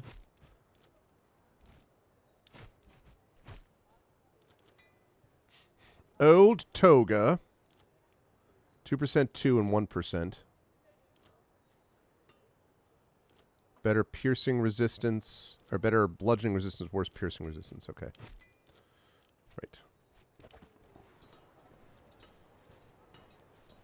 There I am. Okay. Let's save it. All right. Confirm.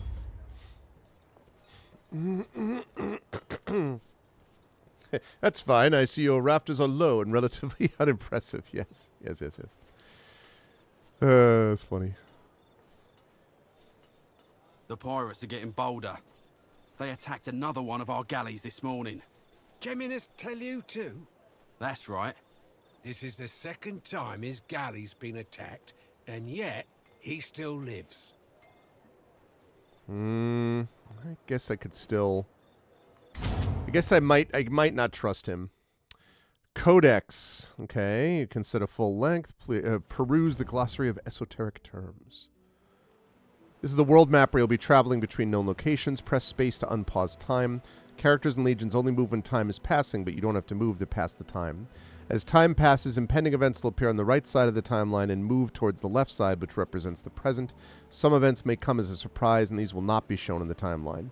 During your travels, you and your Praetorians consume 1 ration each every 8 hours.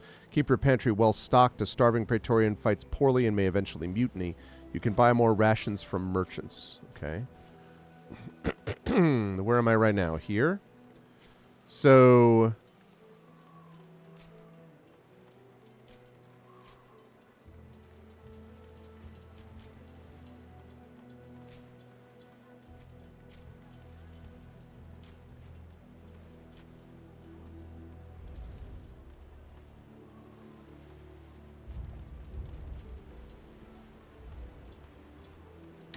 Okay. It's a good question. What kind of terribly designed game would put a time limit on exploring the world map, crafting items, and talking to people? That's funny. Whoa. Okay. Hello. I've come to talk to some people and get some rations. Who the hell are you? So, little man, you must be new. I am Spurius Kincius Carius, merchant extraordinaire and purveyor of wondrous items. And who might you be? They call me Arv, and the last man who had the nerve to call me little said Vale to his tongue! Just kidding. I won't do that. Pleased to meet you. I am Arvanius Achilles Arv, the new tribunus to the consul. Good, very good. I'd envy anyone who makes money in exchange for simply standing around and doing nothing. Enough pointless chatter. Poverty grows from idleness. Now, if you're not going to buy anything, please do kindly remove yourself from my stall. I will keep this in mind. Okay. Why are you selling your wares here? You are obviously not familiar with the matters of commerce. Allow me to enlighten you. All right. There are 3 things every merchant needs. Location, location, location.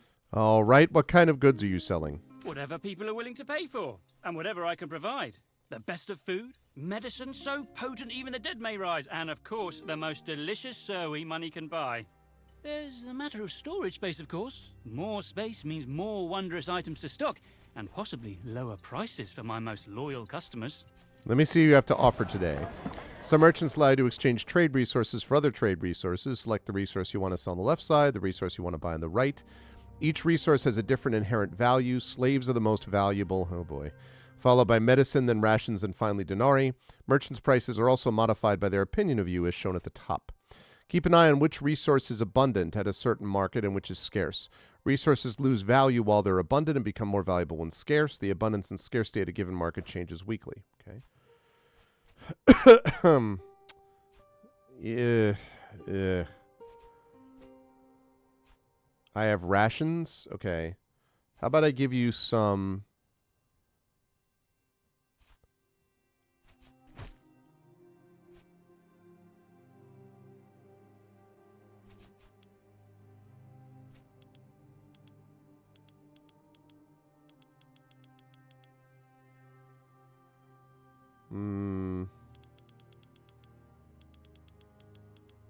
Let's go with 20. Because I want to save some of the denarii in case I can upgrade elsewhere.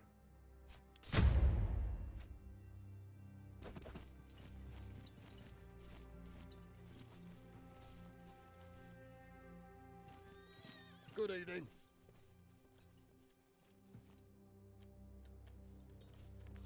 Aha, who are you? Queso. All quiet. Queso Quintius Aquilinus. Something on your mind, kid? You seem very much like you're at home here. I've been a soldier since I was 16. The sound of clashing swords soothes my soul. Don't get me wrong, I love Rome. But to me, it represents a short break from war. Indeed, Paul. Or perhaps the build-up leading to the next campaign. Why do they call you Aquilinus? That's because I have a reputation for tracking my foe relentlessly and striking without mercy. Just like an eagle. It's a good name and you deserve it. Thank you. Few people actually earn their name. I hope you will earn yours. I think I miss Rome already. Mother must be worried sick. At least you still have a mother. Be thankful for that. The only thing that's waiting for me in Rome is a jug of wine. What happened to your mother, if you don't mind me asking? She died trying to do the right thing. And indeed I do mind. So let's drop this subject before moods get soured too much. Okay. Oh, well, I was looking at YouTube. That was my bad, Prince Justin. I was trying to acknowledge. I was trying to do the opposite of slipping, if I could. Okay. The duty of a legionarius. How long does it usually last? Your duty will probably end at the conclusion of this campaign. People like me, though. Our duty ends when we die on the battlefield. But yes, I'll keep that in mind. I'll continue being the warrior hero, as long as damsels of this world continue finding themselves in distress. And when you save the final damsel, will you settle down with her? I don't think there's really a need for us to continue with this monstrous conversation, do you?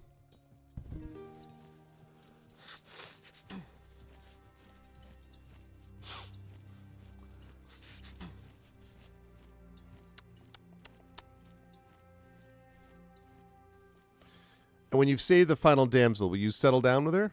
Depends on the damsel, doesn't it? I doubt it. Havaharti. Iso Quinctius Aquilinas shall never be domesticated. Have you visited this part of the world before? Once before. There was another rebellion we had to quell. These lands are beautiful, but the Agae Mare, I wouldn't trust her. She's a treacherous mistress. Don't be fooled by her deep blue eyes. Let's talk later.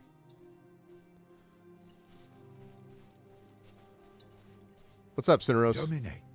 I'll talk to you later. What's up, Bestia? Salve. See you on the field. What about this? What about that? What about the other? Okay. I got them. They're good to go. Should probably talk to this person, perhaps. Aha. Hello. You seen Aegler again tonight? Hi, Cat. I've seen her for the last time. Hi, everybody. What happened? Do you want to grab a chair? Kind of or disease. you A chair would be good, yes. Okay. I'm not the Alrighty. first one either, Let apparently. me Ouch. let me grab it. Actually, I don't need I'll to take stay the mic. clear as well then. You can talk to the lovely people while I get you the chair from over in the corner. Yes. Hello, everybody. What exactly? I was not actually paying attention this entire time. What actually is this game? Expeditions Rome. We are playing a guy whose father was poisoned by someone who now theoretically would murder us, but our mother sent us to meet with a consul who's trying to conquer the island Lesbos. And we are there as we speak. And we already fought off a bunch of pirates. And we met a dude called Bestia, who was a badass gladiator that jumped from the top mast of the ship, and Captain America at the entrance. So I think we're off to a good start. Okay, That's all basically right. what this is. That is a lot, yes. Warn Brandon that we're doing cheese puns now. He may think cheddar of joining us. Yes, Oh we have. my God. The puns have arrived. The puns are I here. love you all very, very much, but please spare me. Oh, Lord. I'm gonna have this up like this. I thought, based on nothing but the title, I thought that this was like a Civilization type game. No, I didn't it's know you had a character. it's actually like a role. It's kind of a tactical role playing game. Really, they have a series of them. There's Expeditions Conquistador, and then there's this one, which I think this one's the most recent. Oh, and yeah, Prince Justin points out that one of our companions is Gaius Julius. Oh no, Gaius Julius Caesar. Oh Lord. I see how it is. So yeah, so we were, and then we had Havaharti and the whole bit. So we this is a camp that we stopped along on the way, and basically we've been assigned, even though our mother sent us here to keep us safe, we do not have an administrative position. We are now apparently going in with like these special forces to take out these ships in the harbor. And my dude right here, who you'll be shocked to hear is, there we go. That's me. He is Arvenius Aquilius Arv is the nickname. And there's Bestia Tabat, the badass that I was mentioning. Cineros Traeris, who is like kind of a medic healer type. And then C. Quintus Aquinas, who, as you can see, is the assassin. No, I'm just kidding. He's the frontline battler, and I made my guy into a sniper. So, as you can see, it's based on my actual physical characteristics. Yeah. You know, like so. So yeah, and I definitely noticed the hair. And passive skills have a round icon. So yeah, so this excuse me. So this is the thing I have so far. I don't have any unspent points yet, but I have experience that I got. And I just picked up inventory that's better than my crappy stuff that I started, which was my father's when I was taken out in the dead of night type of thing. So now I've got some legitimate, actual armor and my stats and my perks. Oh, and the other thing was you get to choose if you want to be a character that's driven by ethos, pathos, or logos. And it changes like your dialogue options. So I chose Logos under heavy pressure from chat, and I might be able to master Pathos later on. Okay. So I've already convinced someone to give back Julius Caesar's journal by logically convincing him that Julius Caesar is going places and you wouldn't want to make him an enemy. Fair. So, yeah. So now we're heading to a warehouse to meet Julius Kalidas, and then it's the big raid that we're going to do. So I would march into battle naked if it meant they could afford to feed us better. So this is one of several Roman camps, but it's right nearby the warehouse that we're going to. Save. And I always appreciate good SAG energy. Sorry, not sorry. You are not sorry, Prince Justin, at all. You indeed, the not sorry is the accurate one. Okay, here we go. We are departing with this, and we're going to the warehouse. Yes, return to the map. And they have like, they even have an assassin character, basically, that I thought about for obvious reasons. Yeah. But no, we're going to the warehouse. This is like 2022, right, Prince Justin, I think? There's the warehouse. The pirates of Lesbos have been storing something valuable in a warehouse near Colony. Usually you're asked to select which Praetorians to bring with you when you enter a location from the world map, but in this case, the story dictates you must bring specific characters, so just confirm the selection this time. All right, confirm. 2022, yeah. Jeez, Roman Legion had 4,800 fighting men, 1,200 servants. I don't think I knew that there were that many servants for the Legionnaires. Yeah, I could have imagined. We might be at the wrong spot. There's no one here. Lucullus said his agent would be here. Lucullus is clearly mistaken. If there was someone here, I would know. That's basically Bestie That's a all the very time. useful skill. Whoa, hey, the hell are you? Don't move. Calm down. I am Julius Calidus of the Occultus Speculatores of Legio Prima Italica. I presume you are my reinforcements. I am not your reinforcements. I am your new Primus. No. Impressive. I didn't see you at all. We were told to rendezvous with you and destroy the the only way pirate I can navy. think of to destroy a navy on foot is to burn it down. Some Greek fire sure would Yeah, there's be been useful several for references that, to the wouldn't idea you that say? Rome is Conveniently, fighting a there is a whole self-defense warehouse full of Unlike it right down there. in Greece, self-defense. Unfortunately, the moment we move into that warehouse, they will sound the alarm. So No we should be kidding, right? quick. Let's see. Let's see. It seems straightforward enough. Can't we simply occupy the warehouse? All right, let's go then. There's a small camp of sentries just down this hill. Okay. If we hit them first, they won't show up as reinforcements. I convinced her through the Then the power ones of rich inside guys the rise to the warehouse top, will don't hear the make fighting and be unnecessary ready enemies. for us. Equestrian class solidarity. You've touched the matter with a needle. The choice is yours, Prima. Yeah, exactly. Deal with the sentries outside the warehouse. Okay, we're actually going to do that. Okay, how do I... Is there a way that I can go into stealth mode? No. All right, follow me. See, I'm a sniper, so this is perfect for the distance. If I can find where I'm going. So I take it combat is like Dragon Age-esque. I would say even a little more like Heroes of Might and Magic-y, maybe. So much more tactical. Oh, wait a second. Is that the sentries? Are you the sentries? I don't think so. How far away? What's... Jesus God, what is this? What? That's the sentries? Okay. How are those sentries? They're behind. They're That's- behind rocks. What are they seeing? Yeah, that's very weird. Oh, I keep hitting the wrong button. All right. Yeah, I don't want to like walk right into them, but like Oh, up. Are you? What's... Those are the sentries? They look like they're not sentrying. What are they looking at? What are they doing? It looks like... Unless they're just ready to drunk, make or camp. they say, yeah. That guy looks... That guy is drunk. Look at him. Yeah? Absolutely drunk. This one is not drunk. And these people are like, how are you, Bob? Well, I'm fine, Joe.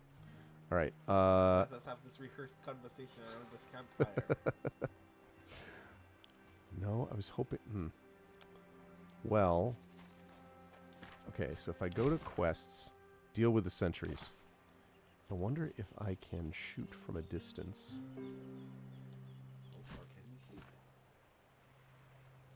No, nope. Hey, what's up, Yudo Tenchi?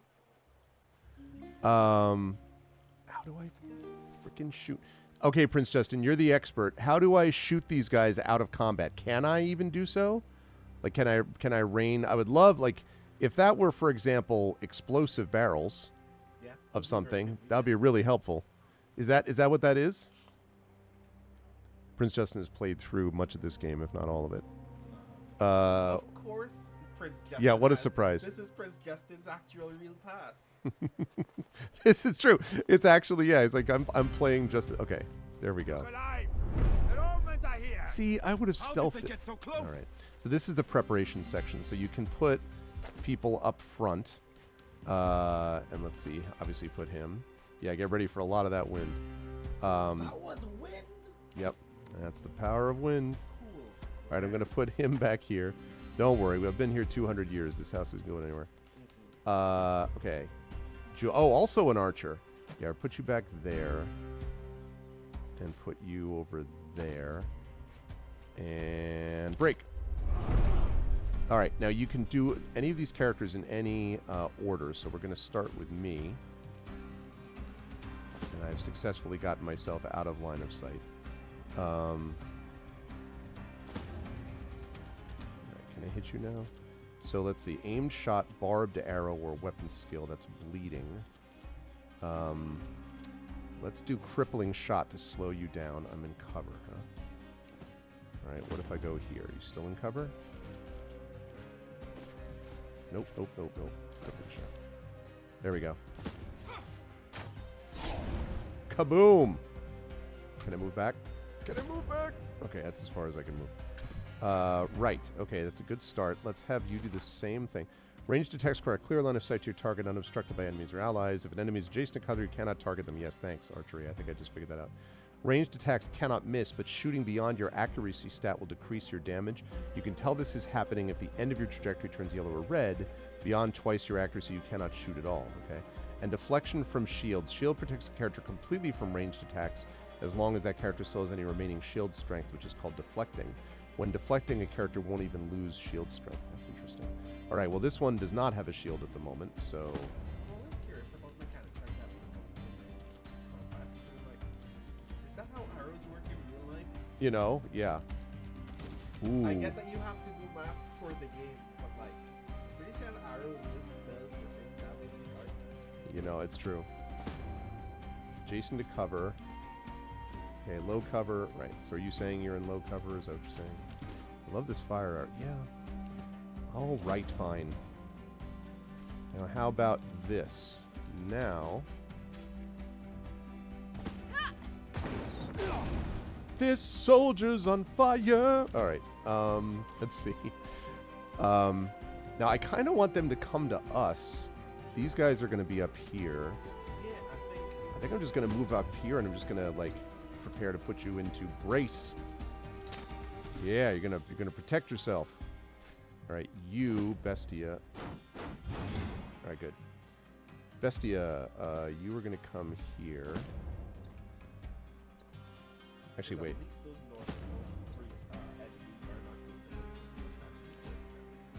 That's what I thought, yeah. And this guy is on fire, so I have to imagine. This is like a buff from him. And this guy is going to go here. And can't deflect, but he can do this. Okay, here we go. Oh! Which in hindsight, now that I think about it, Oh. For you. I'm pretty sure if I was on fire and surrounded by enemies, I'm trying to get away from as many enemies as possible. I need to put this fire out before I can be useful in combat. I'd be running away from that. That was Bob, a 70-year-old veteran sentry with bad eyesight but perfect hearing behind that rock. Prince Justin says you're channeling Sean right now, Brandon. Yeah.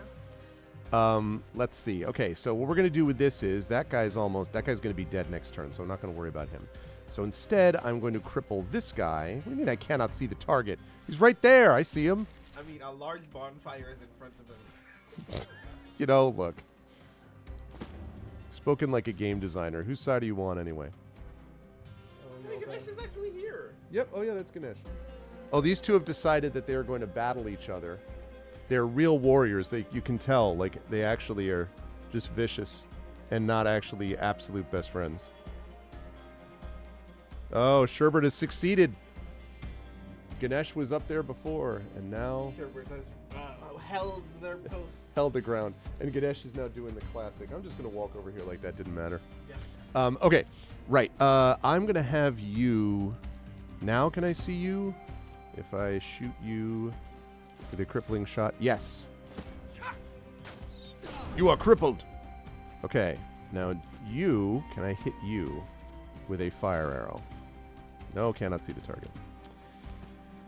All right, we're going to go here. Fire arrow. Oh, you're actually going to be dead. Yep.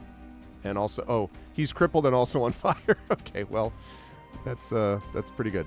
All right, let's see. You're going to be dead. I'm not going to worry about you. I'm going to back you up to here. I kind of actually like sort of where they are. I'm going to just keep you where you are. Yeah. I can just end. I'm going to have him brace himself again, though. Click to confirm. Confirmed. All right, and go. Ah! Yep, goodbye. Okay, you run up. I see them. Let's get those bastards. I love the bottleneck running. They each wait for the other to make that one fatal mistake, and then they will strike. Yes, exactly, Imaginary. Okay. Right. It is time to rain death. We are going to... Stop me if you've seen this before. Oh, he's got a shield, so I can't do anything with him.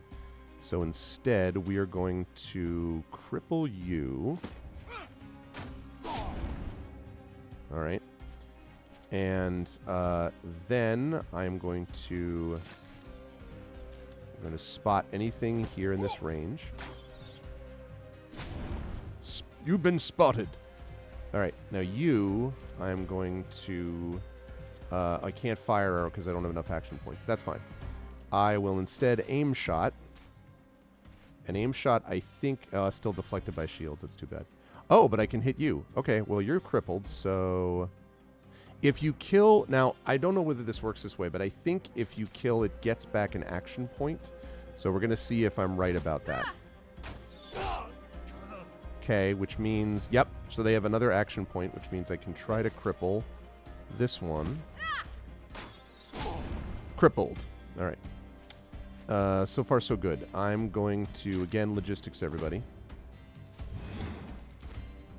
All right. Now, the question is, I think what I'm going to do is, I'm going to run up to this dude, because I think I want to engage him and not have him go around me. And I'm going to shield push. Get away! Shields block a certain amount of damage every turn, unless the skill states otherwise. Shield damage does not overflow to the character's health. Some attacks are deflected entirely by shields, which mean they won't even lose shield strength. Also apply the status effect Strong to their users when combat begins, which regenerates shield strength at the beginning of each turn. Every time a shield takes a hit, one stack of Strong is removed, reducing the amount of shield strength destroying in future turns. Otherwise known as stack damage on this guy. Hit it with multiple low damage attacks until the Strong status is completely removed. Okay. Gotcha. Let me get this straight, though. If there are some that even if you drop the Strong effect and were to shoot him with an arrow, that arrow would still be blocked? No, not if he's going inside of shield strength, though. When he's out of shield strength, then he can't deflect anymore, is the way I read that. Emily says, Echo says, Brandon, how's your kinetic Q-tive adventure so far? And then Emily says, Brandon, the first line of the game was about not being able to get a straight answer on Lesbos, and I feel that was a choice. It made me suspicious, but we'll see. Admittedly, everything feels on edge. I kind of want to know, like, Lesbos was a real place, so obviously real combat actions took place there at some point in history. And I'm like, why did you make that decision? Yeah. Yeah, it's true. This cannot be blocked or resisted. To answer your question, Echo, it is minus 10 degrees outside. This place is actually really lovely. I'm actually discovering between here, Rhode Island, and a very brief moment that I spent in Massachusetts. I think the East Coast is actually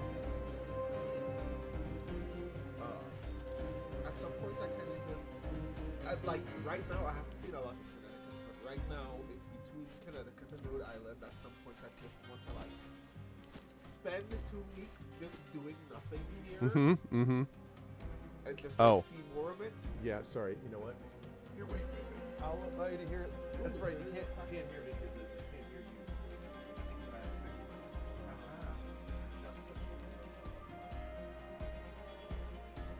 One second.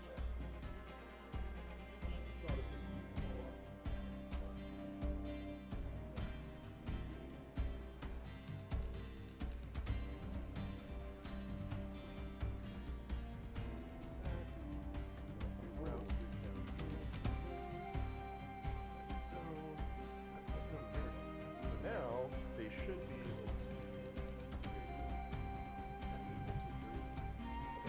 Can you hear him, chat? Should be able to hear him now. I always feel so anxious when I'm like, I can't check if people can hear me. It's like, you need to let me know that you can hear me. So is that a yes? You can now hear him? What do you mean nothing? Nothing. Yeah, it's on. No change. All right, hold on a second.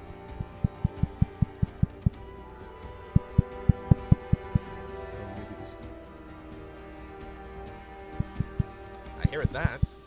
Oh, there we Testing go. 1 2. I should be here, yeah. Now you can hear him. You should be able to hear him now. Yes? Aha, yes. Okay, good. Hello. Hi, everybody. So, yeah, I was saying, at some point, it's still between Connecticut and Rhode Island. I'm going to be honest. Rhode Island is winning because I've seen a great deal of Rhode Island. And also because... That will change. I mean, I hope it does. I mean, I don't know what you have that beats an entire library dedicated to H.P. Lovecraft's works. But I'm very excited to see what that might be. Look, we don't include racist library. No, just kidding. Oh my God. Yeah, that's true. Well, I'm hoping that we're going to do a day trip to New Haven. You asked for. I'm going to see about maybe possibly doing a trip down to New York as well. So I'll have to sort of coordinate around here. But Yes. you know, like I imagine New York will be harder. I imagine it's just very busy, especially depending on what time it's you just try to leave. yeah, exactly. But but even if we don't do it that night, oh well, I'll talk to you about it. We'll see. But yes, I've only got until next Monday to convince Brandon that it's got more going on than Rhode Island. That's really the issue. You know, that's the deal.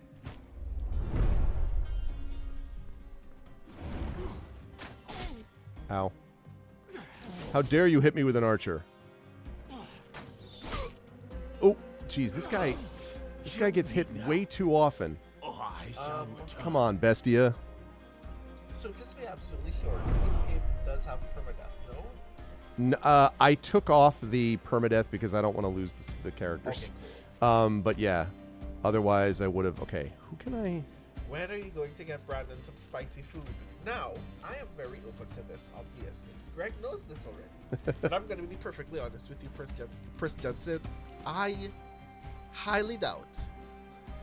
I got here with the immediate assumption that it is going to be very, very unlikely for me to get spicy food here. I would love that very much.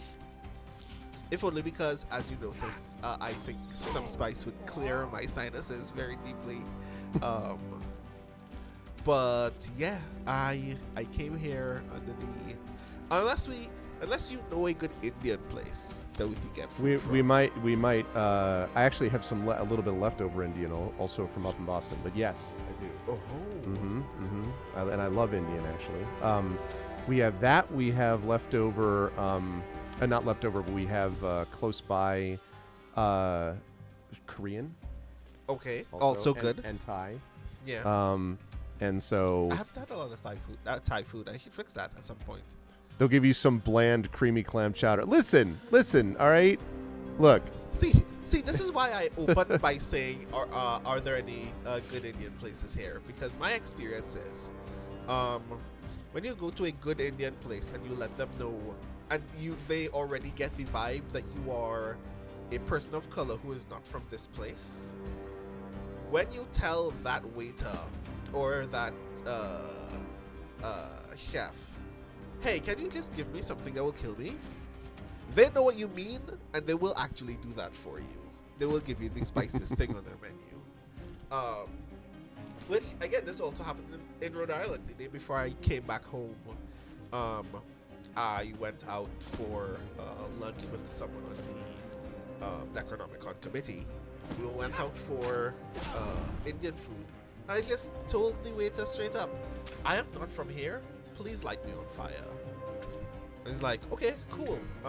And the thing that I think the thing they gave me wasn't even on the menu as a result. So yeah, I was very excited that food was actually very good and sufficiently spicy. Hey, Prince Justin, I know you said you didn't remember this before, but I swear I saw like an aid ability, and I'm not finding it now, and I don't know why. Do you have any like thoughts about that? Like perhaps what I'm missing?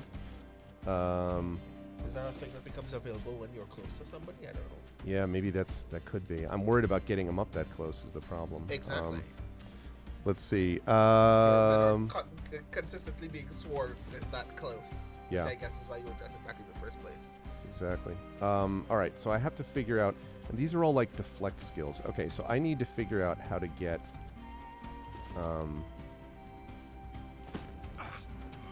Okay, that takes care of your shield skill. So now that means that you should be able to now set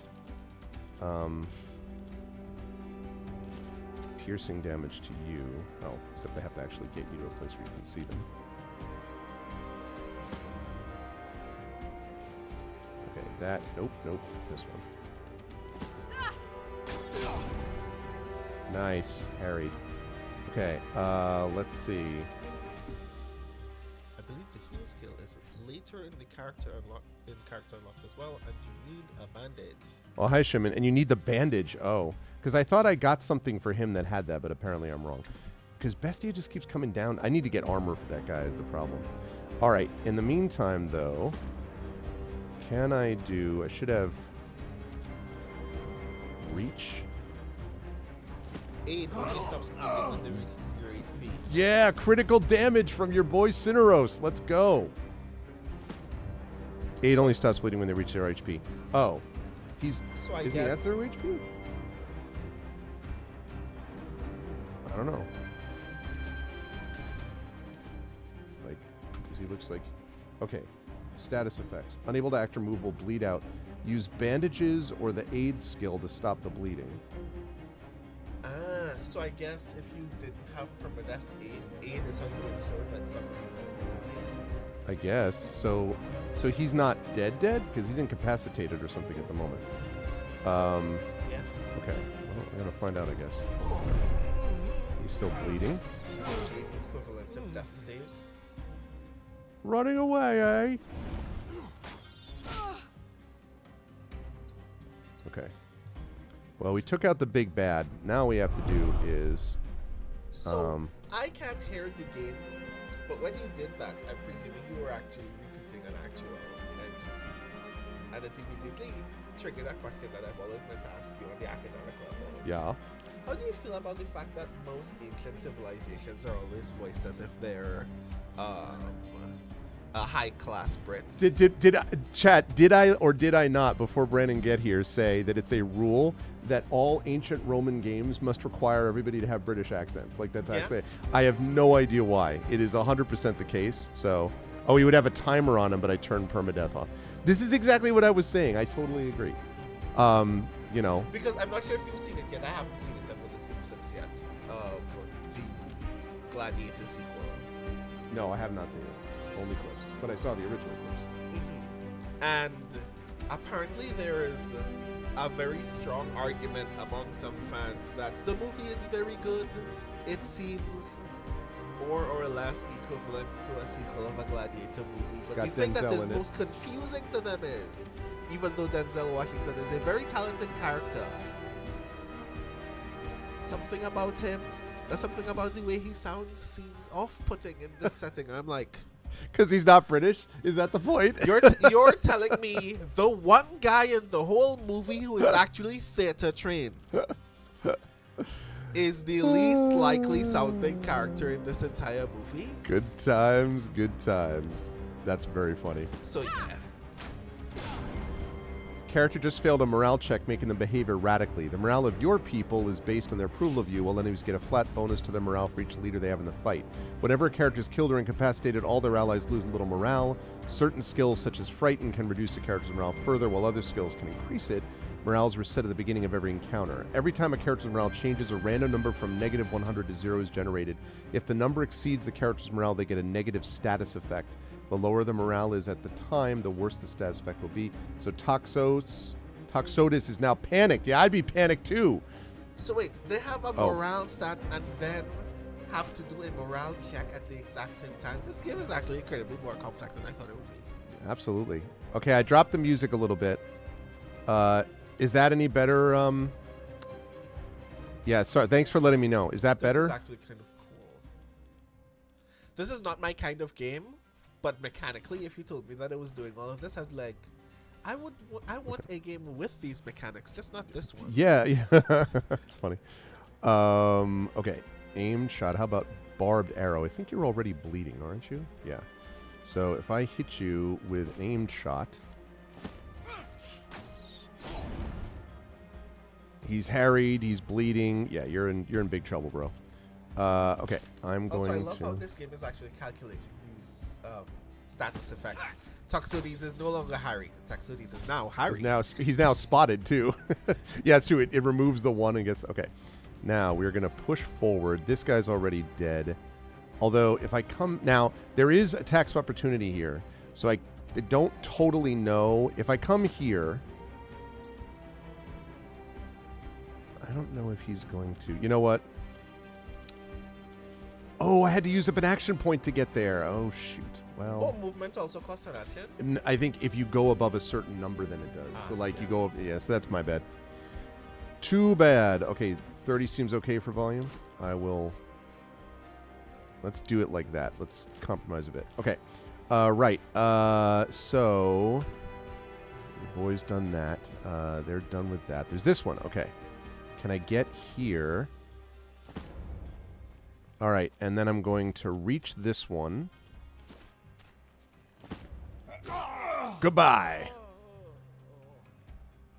He's now a dead man. Okay, and I think that's everybody has used up all their points. Well, he has 3, but... Well, actually, wait. Now that he's here, I might as well just come up here. I'd rather have you up front where they're going to have to run away from you. Also, he's bleeding. Oh, yeah, nice. Achievement unlocked. What did I get? Incapacitate an enemy with an attack of opportunity. Hell yeah. He tried to run away. And that was an error of judgment, wasn't it? Okay. Right. I'm going to come up here. You are in big, big trouble. Slashing damage. Kapow! Okay. And I'm going to come up here. So let's see. That as far as I can get, I think, without using an action point. Can I hit you from here? I sure can. Also, these NPCs are very about their status effects, and this actually kind of... Yeah, this whole thing where they're like, yep. Hell yeah, they're all uninjured, including Bestia. You have a toggle for non-lethal. That's good to know, actually, Shimon. Incapacitatus, yes. I love it, I love it. Okay, so we did it. Can we loot any of these people? Is there such a thing as looting in this game? Oh, this is the first combat you've had all game? No, I had one combat that was against pirates. Okay. But I wasn't sure if... And that was an optional one, because apparently we need to get rid of sentries. I don't know why. And then all of their health is restored at every fight, which I also like. Oh, there is! Look at this. Okay, we got a Greek hood. Got some niter and a small coin purse. We have a Doru, loose coins. Linothorax, loose medicinal herbs. Shield boss, like a boss. Loose coin, small coin purse. Okay, time to go sign some of this stuff. Okay, first of all, Greek hood. Yeah. All right, light armor. Increases all resistances by 4% compared to what I have on. I think, if I understand that. Oh, no, by 2%. And health 3, and it drops my movement 1. Okay, that's better. A worn spear. This is what you've got, right? You had a Roman staff. Oh, yeah, let's take a look at this. You have a worn spear, which is worse than what you already have. Although, wait a minute, why? Oh, critical damage 2, base damage 3 to 5. This one is 4 to 5. Critical damage goes down by 1, but has an extra skill. Piercing thrust. Okay, yeah, no, that's better. Yeah, critical damage going down by 1, but base damage going up by 1 is actually pretty a good yeah. trade. So he has this like spear dagger, like this double hit, but this is the second combat in a row that he has gone down. And I think part of the reason for that is that he keeps getting like immediately mobbed. Yeah. So I'm wondering if the shield. Oh no, the shield boss is crafting, isn't it? Yeah. Okay. So if we build a shield, we're gonna have to think about doing that because I don't want to take the shield off of him because that's like his thing. But okay. What about armor though? So you've got that. This armor is not going to be. Yeah. No. That might be useful, though it drops his armor. What about this? You'd lose more resistances, you'd lose health. Yeah, no, this is definitely better. Okay. Alrighty. Let us save. Under Arv, continuing. Overwrite. Continue. Okay. Bestia is the barbarian type. He's a glass canyon. What do you call in a small coin purse? Just a rumor. It's a totally normal-sized coin purse. I have one body unlooted. You are correct. I do. A packed lunch. Hey, look. This is how you know the game is working. The game's working when you can get a packed lunch. Like it's all ready to go. It's like, all right, chat, we did it. Now we're gonna take over this warehouse. But apparently stealth is not a part of this process. Okay. Hi. Enemies will act first. Eliminate 7 of the warehouse guards. Enemies are going to act first. Okay. They're going to act first. You go back here.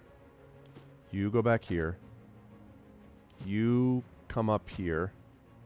You back up there. You go up here. You go back here. I am very nervous about Bestia in this situation, but...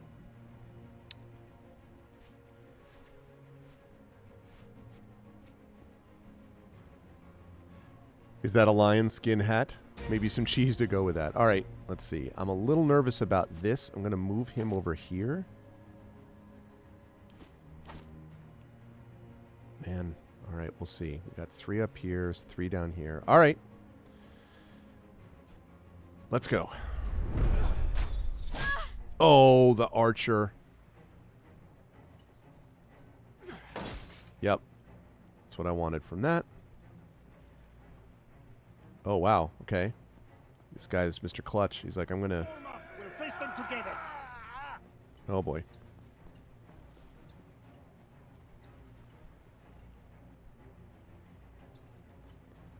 Wow. There are a lot of guards.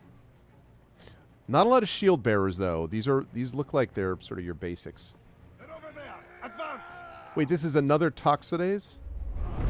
Are they all just Toxodes, maybe?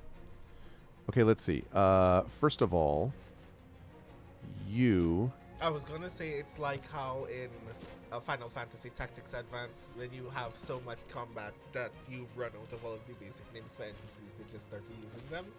But I guess you just meant Toxodes' cousin. Right. That is basically what I'm thinking, because otherwise I was like, I don't really know.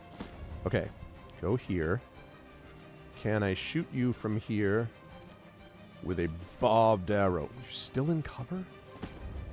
Look. You're not in cover there, right? Barbed arrow. You're still in cover? The frick? No, yeah. All of these things are in front of him. You'll have to get kind of close for that shot, I think. Which sucks. I think if you take... You know what, then? 3 more steps, but then that's probably going to cost Yeah, I don't love that idea. So what we're going to do instead is we're going to see if I can get... I am a sniper, so can I get down to you down here? Also in cover. Oh, I think it shows... Okay. It shows what cover I'm in. Okay, here's what we're going to do. Bestia, you are going to run up here. You're going to hit this archer very hard. Cannot be blocked or resisted. 3 to 6 piercing damage. Does this game also have backside damage like some other tactics games do? I believe it does. And then you're going to stay where you are. I don't like these guys coming, but he's going to have to hang in there for a little bit. I could run right up there and try to shoot him. Or I could come... I mean, like, I feel like I'm up top here. Okay. This is... I don't know if this is going to be a good idea, but we're going to see. All right, barbed arrow. Yeah, there we go. Okay. So... there you go. And now I am going to do nothing because I'm out of points. Ooh, but I can spot anything that comes here.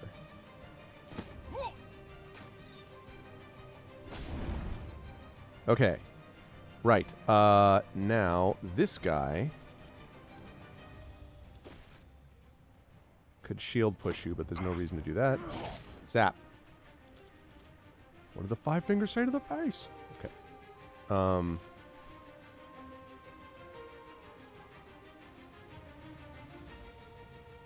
Okay, can I shoot you from here? Yes, I can. Dead. I have my action point back. Can I fire arrow you? I can fire arrow you. I don't want to fire arrow you because that's... I'm going to do this. 4 damage. Lovely. Okay. You're going to come up here behind cover. And you were going to logistics.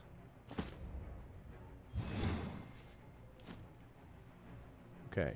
And let's see. Where do I... and I'm going to get behind... I guess I'm already in cover, actually. So I'm just going to keep you there. There. Go.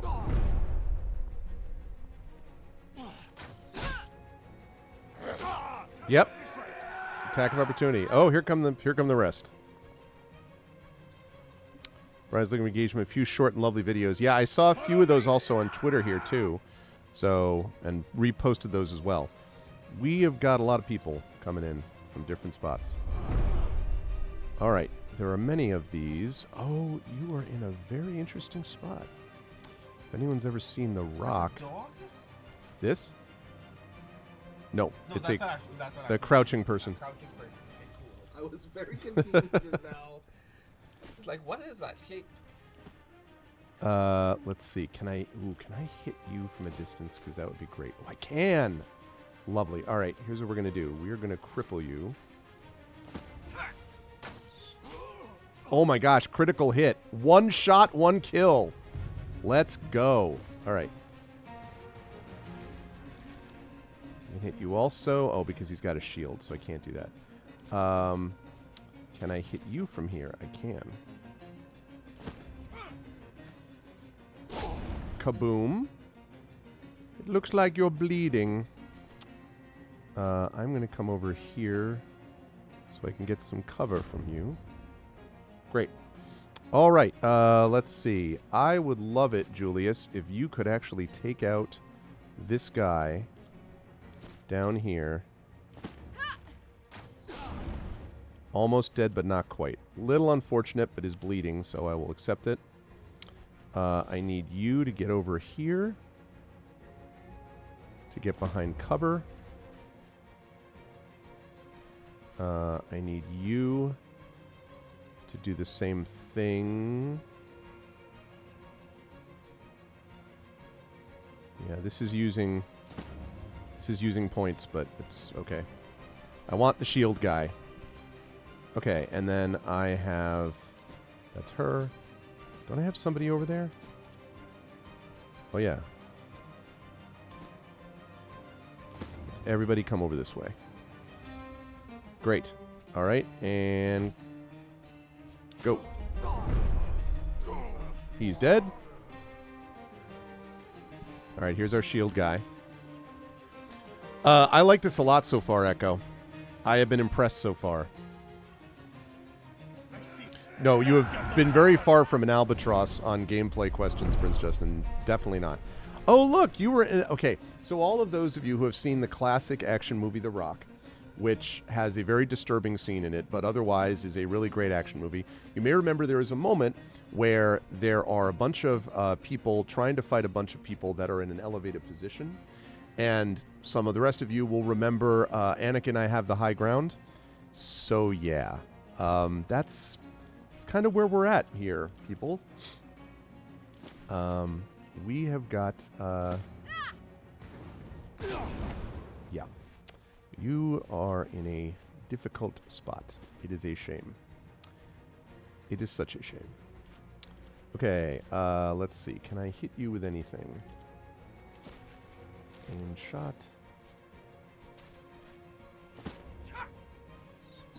Dead.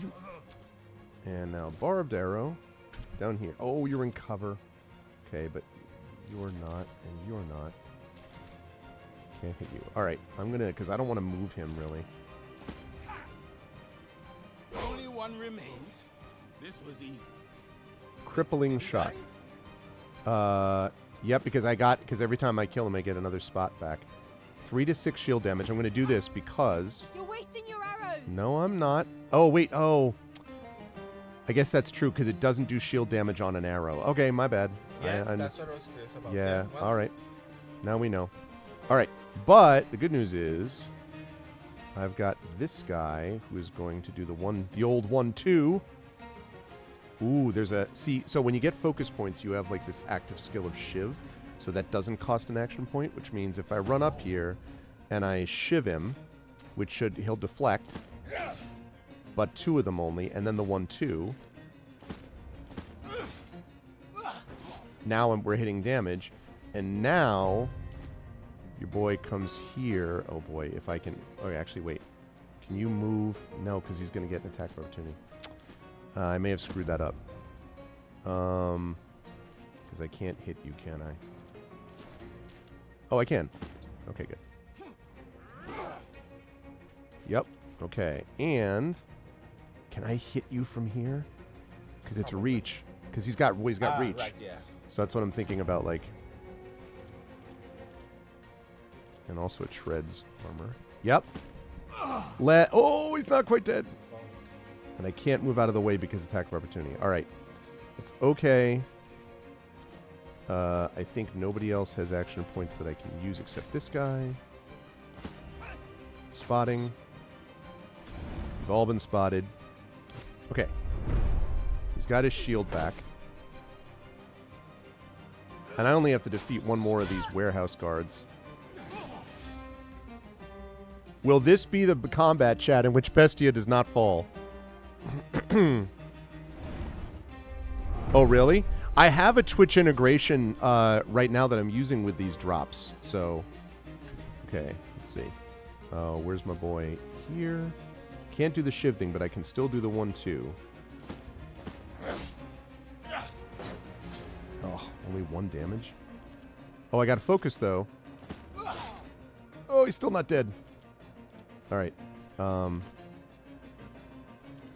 Slash. I'm not dying for this. I have a wife and children. Yeah, they all bailed. Let's go. Haha. One of them literally cried out, "I'm not dying for this." Okay. I have a wife and children. Break into the warehouse, steal enough Greek fire to burn Middlene's fleet. Okay, so first of all, we got a helmet. Yeah, buddy. All right, we got a helmet. We got a small medicine pouch. Now, do I have to equip that medicine? Does anyone who has played before know? Or not? Because, okay, first of all, guess who's getting this? Yeah! That's a very striking helmet. Oh my god! Look at Bestia's defense Yeah. It's become asterisk anomalies. Yeah, it really has. Okay, his defense. I guess defense is not a stat. His resistances basically are 2. Okay. Because oh no, actually I take that back. Because he's got, let's see, stats probably here, right? Here we go. So he's got 50% maximum resistance. He has 25% to fire, 6 each to bludgeoning, piercing, and slashing. Mm-hmm. So that's, and he's 60 out of 100 right now. It's not bunny ears. It's something much more dramatic and impressive. And yeah, I believe you. He's got a feather in his cap. Yes, I see what you did there. Right. Okay. Inventory. Does anyone have anything else that they can give? No, I already had all the rest of this. Okay. Right. Okay. Well, we're saving this because that went pretty well. And I'm going to ignore the spam call. Oh, I'm sorry about that. I can give you the. Yes, later. Yeah. Okay. Right. I will admit that is technically the reason why I'm here. Oh, you should have told me that before. It's fine. You should have told me before, and I would have told you. I got some work done by hand. Oh, all right. Okay. Yeah. No, I've completely forgot. Okay. Looks like there's a treasure over there. Yes, I see these 2 large boxes trying to call your name. Oh, it toggles. That's nice. So you don't actually have to hold it down. It just toggles. How do I rotate the map? Maybe I can't? All right, what's in there? Got another Greek hood. We got some linen and a small food sack. All right. No. How do you eat food? What do you do with food in the game? I think it just becomes part of your rations, is what it sounds like to me. Yeah, there we go. Nice. Looking more like Gandalf all the time. All right. Let's see. Make him turn fast so his ears wiggle again. Hee hee hee. Hee hee hee. I'm dramatic. Hee hee. So Bestia is not Roman. He is a Roman citizen. He says he was born in Mauritania, but he was a Roman citizen. Okay, cool. So, but he was a gladiator up until this point. Yeah. Yeah, that's, in fact, they ask about that. Yeah. They're like, what about that bad name? So, Q and E rotate the camera. It doesn't look like it's doing that. No, it's not rotating here. If I can find another one of these chests around here, if anything. That went very well. Having them up there that I could just like fire down on was very useful. Okay. Right, let's get down here. And now we steal enough Greek fire to burn. Oh, there's one over here. Okay, so I'm going to do this. Before we actually do that, I want to do this. And get this chest. Because, of course, you want to loot. Nope. Triffity Mats would like to bring something to your attention. Oh. Let me... Where's my thing? Right. Okay. While this is happening, this is a part where I ask either an academic or Prince Justin, who was alive during this time period, what Greek fire is actually made of. Is it actually just napalm? Is that like... there was some kind of sticky like tar. Mm-hmm. I think that because the thing about Greek fire was that it would land, spread, and stick. Yeah. So I don't know if that's just napalm or if napalm was more explosive. Oh, there you are. Hello. Yeah, that was me. Okay.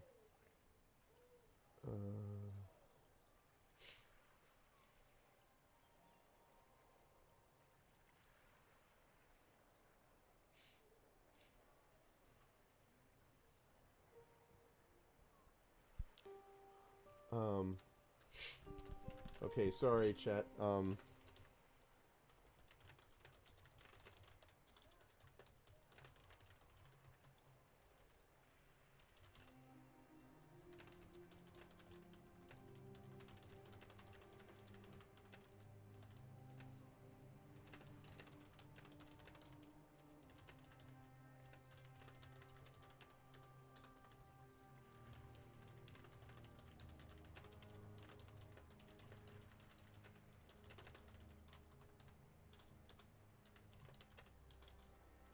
You spelled ability. Turns out there's another eye there.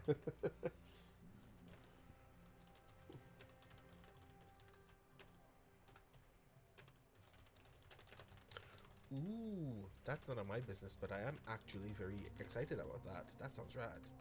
That is, yeah, because of related to some of what we were talking about last night with the world building stuff at St. John's. So, okay. Okay. Cool. Thank you very much for letting me know that, Triffid. So it looks like, chat, that Saltmarsh is going to have to be canceled for today because of illness from multiple players. Everyone is okay, but they're just not in a state to do that, which means we will play Airborne Kingdoms. Now, the good news about this Airborne Kingdom is that I don't think Brandon's seen that. I have not. And I mean, of course, Brandon does not have to stay forever if he doesn't want to. But if you're interested, Airborne Kingdom is basically a flying city that you and the idea is that before the game even started, there used to be this empire that was sort of held together by this massive flying city, not unlike a Death Star, no, but it wasn't actually like violent that way. It was more like trading resources and like moving from kingdom to kingdom, and then everything fell apart. So you found the technology and you're now rebuilding the city. So you build these paths and stuff, and then build smelters and like hangars and stuff like that. You gather resources by moving close to them, and then airplanes from the hangars you can send like your citizens to various places. And then as you do it, you do little mini quests for the different kingdoms that you find, and if you do them enough, then they ally with you. And the goal of the game is to get all of the kingdoms again allied together while you are building out your Airborne Kingdom. And as you're doing it, you have to be careful not to like tilt it too far in one direction or another as it just gets bigger. It's pretty cool. So yeah. Anyway, it's a secret. It certainly acted like napalm. Oh, the middle mouse button may rotate the camera. Let's see. Wait, what was this, Emily? Brandon, you said that about that man right after he went to his 2 o'clock. Wait, what was this? I missed what this was a reference to, Emily. Okay, let's see if the middle mouse button. It can, yay! Okay, that's how you do it. Lovely. Ah, right, Prince Justin. Oh, describe prison. Yeah. You can tell when I'm telling a story by the way I move my hands. It's true. Hi, Big Boss. Good to see you. Hey, Big Boss. I'm curious.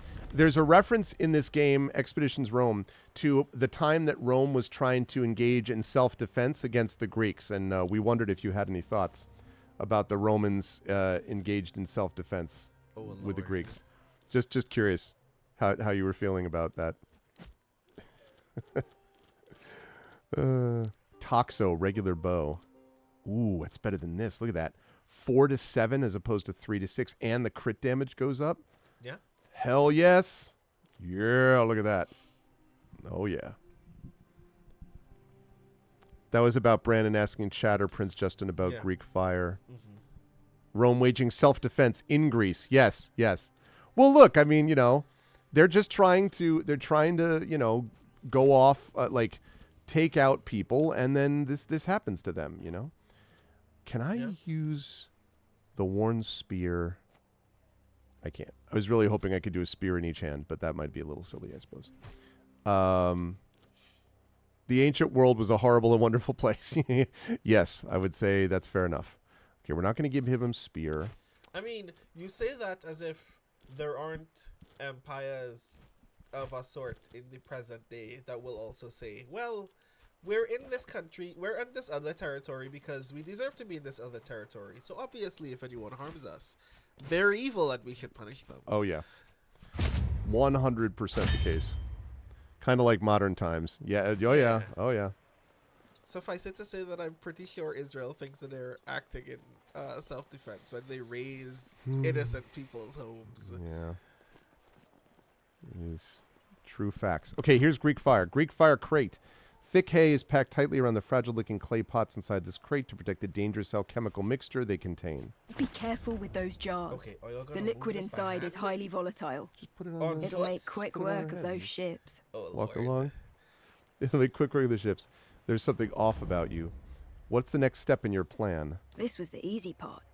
Now we have to sneak into the harbor and burn the ships. Okay. And then we have to sneak back out, one supposes. Not necessarily, but ideally. I would like to retain my life if... I mean, you can't fulfill your duties if you're dead. I think I can speak for all of us when I say that we would all like to. Good job, Cineros, backing me up. Lives. Greek fire is my middle name. Okay, we have unspent skill points. Right, because we've leveled up. So, party management. Okay, so if we go to inventory. Wait, why inventory? Oh, because of the... What? Oh, yeah. Because we have this pristine salvage, because we can actually craft in this game, although I haven't tried it yet. And then we have this quest item. Skills. Okay, so we have 1 unspent point. Now, before I use this, I have a question. It's 1 unspent point. This is for Prince Justin or for Shimon. This is 1 unspent point per person, right? So I can use 1 unspent point for each of these, yes? Is that... One should hope several characters did in fact level up. It can't just be 1 point. Oh, damn, Big Boss. I felt that over here. Okay. Ranging shot now shoots 2 arrows. Oh, because, okay, traps and camouflage characters, right. +2 accuracy. I love that. Yes, per person. Okay. So, marksman. Interrupt is cool. I made myself a sniper because a target provokes an attack of opportunity as if they had moved. So, like, if they move out of the way and you're like, my eye is upon you. All right, that's pretty sweet. Okay, I'm going to marksman myself because I wanted to be more accurate. Oh, I can't? Oh, no, I have. There we go. There it is. Lovely. Lovely. I will do ranging shot eventually, but and marked target can target spotted characters regardless of distance. That's super useful. Okay. Quinctius. He has defender. He has brace. Fortress restores 1 armor per stack of strong. Repair. +10 to all resistances. That sounds pretty good. I may end up doing that. Yeah, you know what? Yeah. Yeah, give me some of those resistances. All right. Now, my boy here, Field Medic. I still don't fully understand. Oh, here we go. Cure. Provokes an attack of opportunity. Removes bleeding, burned, poisoned, and burning. Or Field Medic. But I still don't understand about the healing. So this is called Expeditions Rome. Yeah, this is basically a tactical RPG that I'm actually really enjoying a lot. But can someone help me with this? Like, if I'm going to do this thing about the medicine part of it, I didn't feel like I could use aid against any of them. So I don't fully understand, like, how I heal. Because I'm not getting it. How do I heal? Because what I would like to do is I'd like to do cure. That's cool about the poisoning, but no. I would like to be able to do this, but I don't know yet about that. I'm going to come back to him while people are thinking about how to answer, because that'll be useful. All right, Duelist. Shiv. 4 focus at the beginning of combat, which means automatically he gets one of the shivs to start with, is pretty badass. Dodge. Next attack against the character has a 50% chance to inflict no damage or status effects. That's useful. I think you kind of need that. Yeah. Best, yeah. But the focus, to get it, though, I need to use focus. So I need focus points, which I get from killing things. Or... Wait, do you need focus for that? Yesy. Yeah. Yeah, okay. You know? So, like... I don't know. Having 4 focus at the beginning is, in fact, very good. And it would mean that you can always open with a dodge.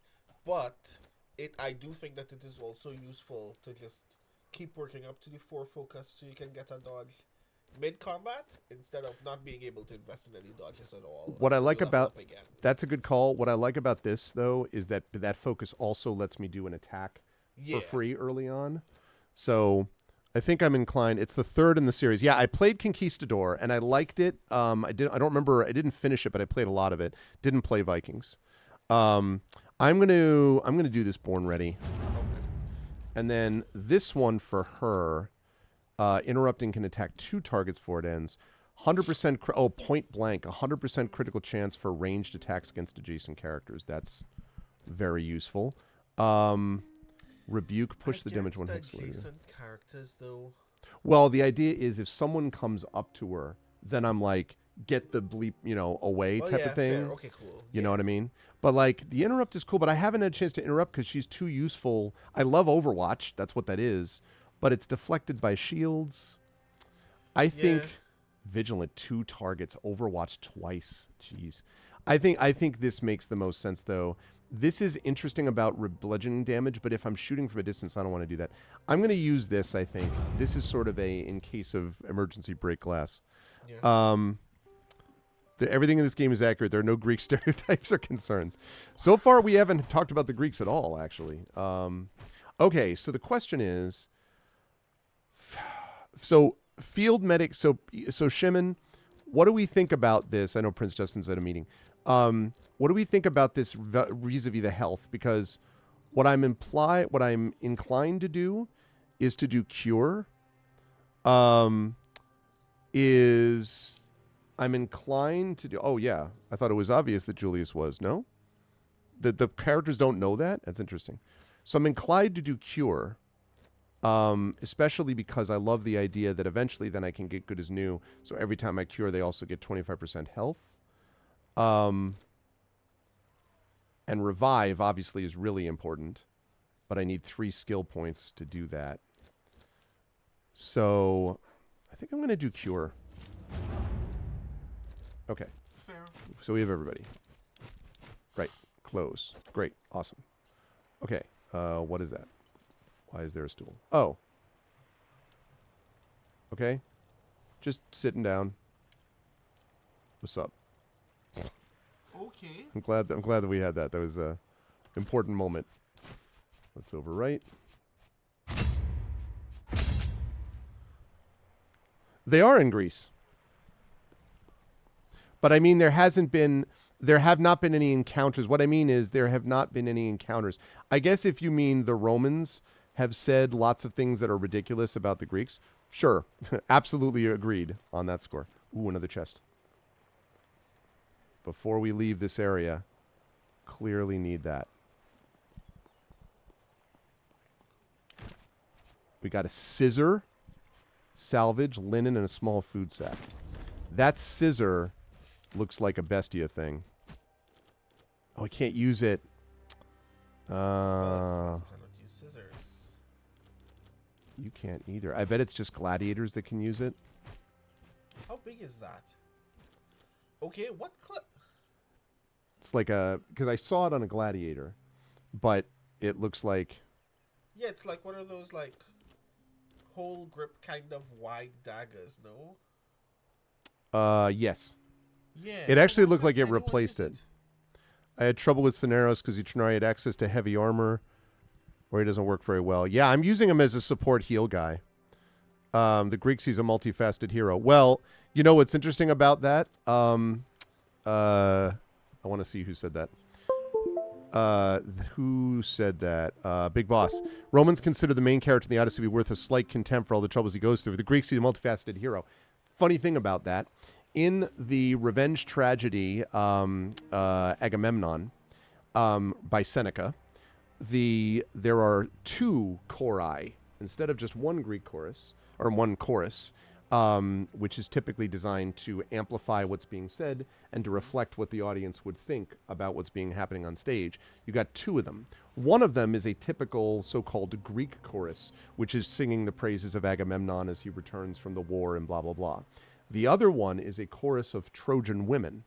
And the thing to remember is that for the Roman audience, Agamemnon was wrong and Troy was destroyed and ravaged by invaders, right? They were supportive of them. So all the stuff that happens to Agamemnon and all that business is for a Roman audience, them being like, oh, too bad for you, asshole, right? Like, they are very pleased about that. So that reminds me a lot about what you're saying there, Big Boss. A former contested area that the Persian Empire abandoned because of local troublemakers. So I'm with Big Boss entirely on that score. Also, yes, Emily, you have mentioned to me that Big Boss is teaching you Greek, which I think is rad. If I had the patience to learn a language, I would join you. But I'm trying to force myself to learn Japanese right now, purely on my own personal will, and it's not going well. So you can't, just maybe you need to mix it up. You do a little Greek, do a little Japanese. They're totally related languages that would, Okay, it's time to infiltrate, Wait, chat. we're leaving with the Greek fire in a large wooden crate on a horse. I feel like you just set me on fire then. I also just realized it's 3:15. Holy crap, the time flew by.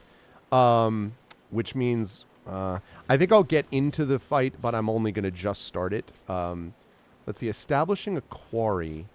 So player. Here's the warehouse. There's Mytilene. Can I go here? No. I think the game is telling you need to. Can't go there. Okay. Really. I similarly do not enjoy when games do that. Sometimes I want to not immediately rush into the thing. Yeah. Wait, I did this already. Okay, so I have to go here. Today, Fortuna smiles on you. Traveling along a dusty path, you catch a glimpse of colorful tent cloth around a bend, decide to investigate cautiously. What you find is a small camp seemingly packed up in quite a hurry, a bunch of stuff left behind. Loot time! There's a war going on. These people had to leave their camp in such a hurry, they're unlikely to ever return. See, honest Praetorians mildly disapprove. Mildly.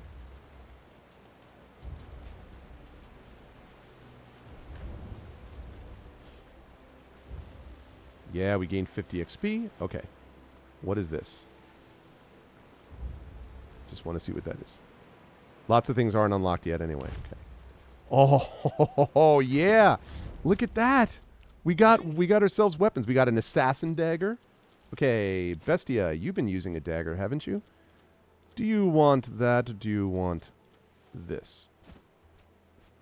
Okay, offer more skills and it's possible to assign. If you wish to assign a new skill, drag into one of your slots. Okay, so we've got an assassin dagger. We have the spear and we have an assassin dagger. Oh, I see. Because it has a piercing thrust.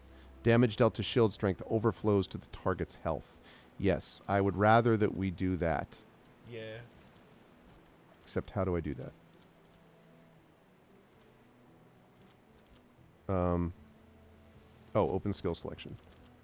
Must be wielding a spear and shield. Okay, well, he's not that, so never mind. Okay, I don't think I need anything else from this. Your boy here doesn't need anything else from this. He's not a dagger guy. But I think I might have gotten a... No, it's just a Gladius, which I already had one of those. Gladius, good sword. It is a better Gladius, yep. It is a good sword. And also, it's got... I must be wielding a sword and scissor. So see, I would probably... Why can't you... Can't use scissors. Because so you can... If you're the class that can use a scissor, then you can activate that skill. Is what that means. And it is true that gladiators did use gladiuses. Hey, what's up, MST? The owners are unlikely to return to camp. Exactly. I would not sack a village. First you pillage, then you burn. Very cute. Okay, great. And we got more crafting. That's wonderful. Great. Okay, lovely. All right, we're going to go here. We're just going to start it. And then... You have to walk there? I guess we have to walk there, yeah.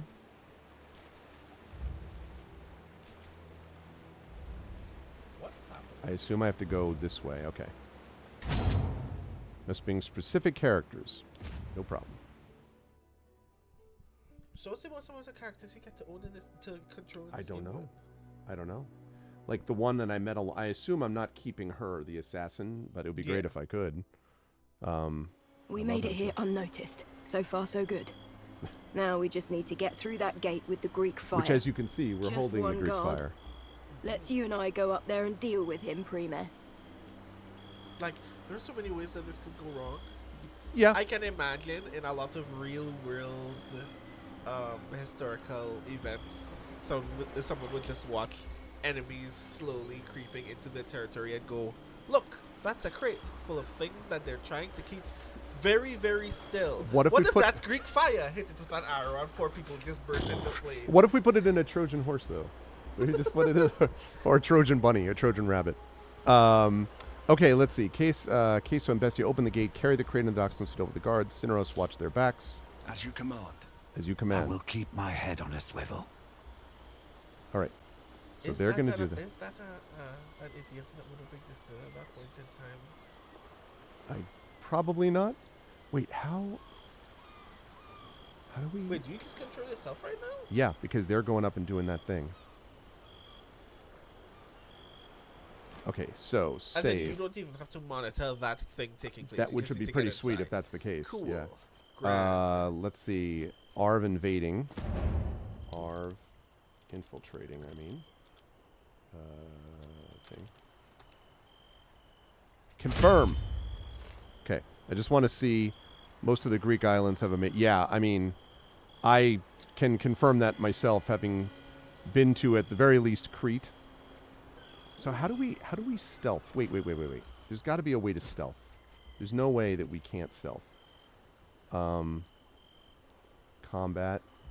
There's no stealth? Yeah, I think the most stealth that you can hope for is just not being in anyone's line of sight. Suppose that's fair. Climb the wall to take out the guard and see what your options are. Okay. What is he looking at? Is there a hole in the roof? What's this guy's deal? That's a good point, actually. He's like, wait a minute. This corner is dangerous. Is he asleep? Oh, I think he's falling asleep. Yeah. Oh, that's actually pretty cool. Yeah, these NPCs are very emotive. It's actually really cool. Like, I mean... It's not a lot of effort. Like, I mean, I'm sure somebody actually mocapped all of this, to be sure. But, like, it's actually really neat to just see NPCs behaving the way that they are in this real world to telegraph to you, yeah, you can jump this guy. He has no idea what's going on behind him. I'm taking him. Oh. Get ready. Okay. Yeah. Oh! Okay. That was very high up. You stabbed that guy straight through his sternum. Hey, thanks for all this, though. Wait, assassin's garb? Oh, I can't because the 0. Okay. But she clearly... Okay. Can I can't equip it because you can't equip... Okay. Oh, because she's not sticking around? She can't get any armor? I guess not, wow. Which is just, unbelievable. If people are interested in ancient gender issues, look up Cheryl Morgan's work. Yes. Cross-dress in a fight versus trans people, a whole lot of nuance. I actually noticed, I think it was Cheryl who mentioned she's the first one to win, first trans to win a Hugo. Because a lot of people thought of it as being because she mentions in that Charlie Jane Anders was what most people would think would have been the first one. But she was. Because Cheryl Morgan wrote an essay for the Seattle World Conduct that I hadn't read yet. Okay, cool. So that is now higher up on the list. The first out trans, yes. Very, important to distinguish. Also, look at that badass shield. That's super cool. All right. So we did it, which means discuss the tactical situation. Also, all right. if there is an essay about the distinction between cross-dressing to the fight ships and are moored actually quite close to each other. That's actually Files spread easily.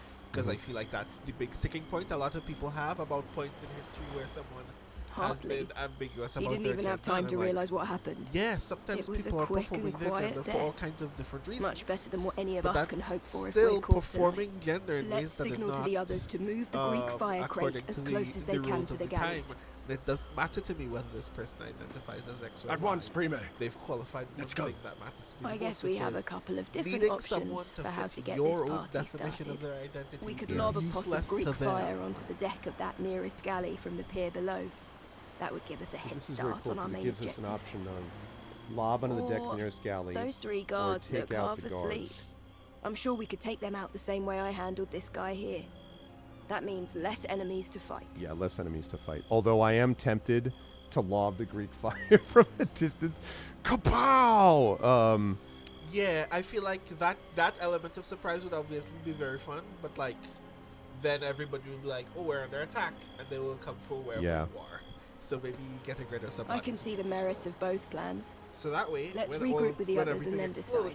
All people can do is die. Exactly. So, okay.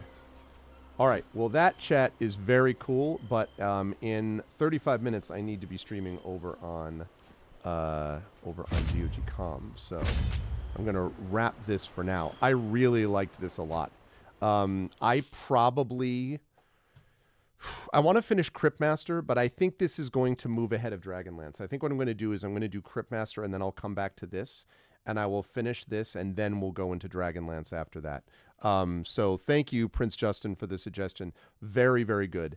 I liked Conquistador, but one of the things I like about this is all the quality of life stuff. Yeah. And like now, again, I don't know if there's a massive difficulty spike that's going to get very frustrating, but like at the moment, I think it's doing a lot of things very well. And I particularly like that it feels tactical, understandable. Obviously, I prefer turn-based combat in general. This is reminding me a little bit of like if I had liked. Did you ever play Shadow Tactics, which is like a samurai ninja? Yeah, but I haven't played it. Yeah, and I would like it so much more if it was turn-based, but it's real-time, which means that a real-time stealth game that isn't first-person is a little funky for me. So this is very, very cool. I really like this. And it's the second one. Isn't that the second one that Prince Justin suggested recently that I really liked? Anyway, very neat. I very much am a fan. So, but I will say, chat, that as I move back over to here.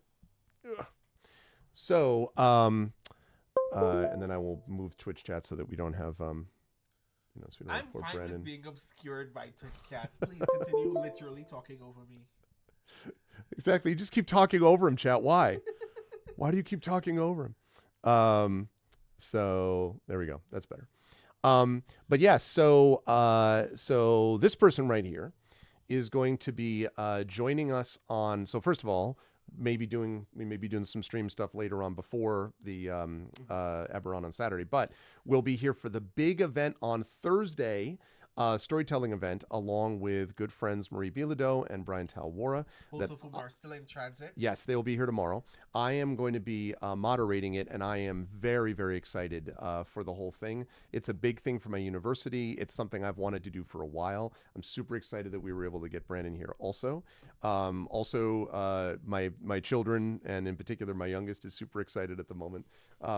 Like we did the tour last night, and then we set up this like ninja rig thing down in the basement, and it was just which is very rad, by the way. Brandon has to come watch me do this, and he did, right? He did the rings back and forth, and he did the bar back and forth and everything.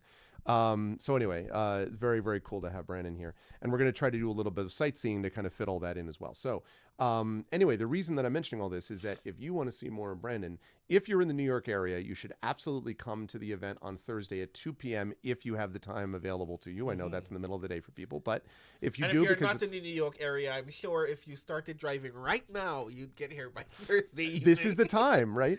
And it's open to the public, so we definitely encourage people to come to that if you can.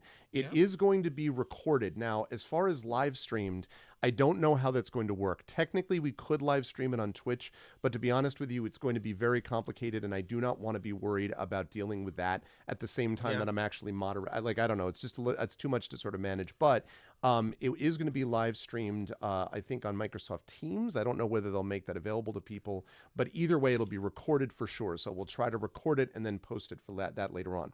Then, as I say, on at the very least Saturday, but hopefully before, we'll get a stream in at some point with Brandon. And you might even see Brandon a little bit later tonight, and maybe after Brandon has done some work. We'll see. That's up to him. But you might see Brandon later tonight as well. So all of that is going to happen. Now I can have you talk over him again. Brandon, the leaders were in genre. Brandon and Brian, what a trio to have there. Well, yeah, I completely agree with that. It's tremendous. I'll take your words for it on how it went post-fun. Emily says, to feel my love in the air there Thursday. Feel it coming in the air tonight. Yes, for sure. So that is what we are going to do. But for now, I am going to rise up and out of here, but I will be over on GOGCOM's Twitch channel in a half hour. Again, for those of you who missed it, no Ghosts of Saltmarsh today because of player illness. So instead, we will be continuing with Airborne Kingdom. Then, as I say, we'll be back to you folks. There probably will be some stream at some point before the Eberron one. So just kind of keep peeled to social media and stuff like that for that. If they want to buy your work and get your stuff, where can they do that? Oh my God, I haven't done this spiel on my own Twitch channel. So very I'm going to get something that's very important for you. Keep talking. Oh my God. So yes, hi everybody, it's me, Brandon O'Brien. I was just here vestigially in this stream, but I guess that still counts. So a reminder that you can find out about more of my work on all of my social media. Which you can find at my website, which is also my newsletter, which is BrandonO'Brien.xyz. You can get a copy of my book, Can You Sign My Tentacle? which I will just briefly share. I was just randomly flipping through TikTok a couple of days ago and stumbled upon a book talker who had mentioned this book only twice. Once in a book haul where they admitted that they bought a couple of books from their local bookstore because they were very annoyed and knew that they wanted something to read, and someone had recommended this to them, and they were like, I'll just find out more about this when I read this. And in their next video about this book was like, you know how people keep saying I don't get poetry? I used to be like that, and I decided let's just buy a poetry book and dig into it and see how I feel about it.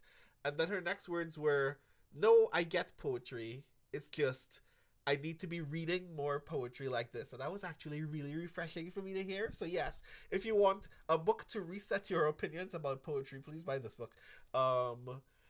Another reminder, obviously, that you can buy some of my game stuff at therisingtides.itch.io, and that if you haven't checked it out yet, on the Seattle Worldcon blog, I am now writing a weekly feature called Converse. So if you want to learn more about speculative poetry and figure out some ways to actually read more speculative poetry and get it actually breach the penetrative barriers of your brain, the latest issue that I wrote this week, Monday, literally just came out yesterday, is about the very obvious first question that you can ask about a speculative poem, which is, what is this poem speculating about?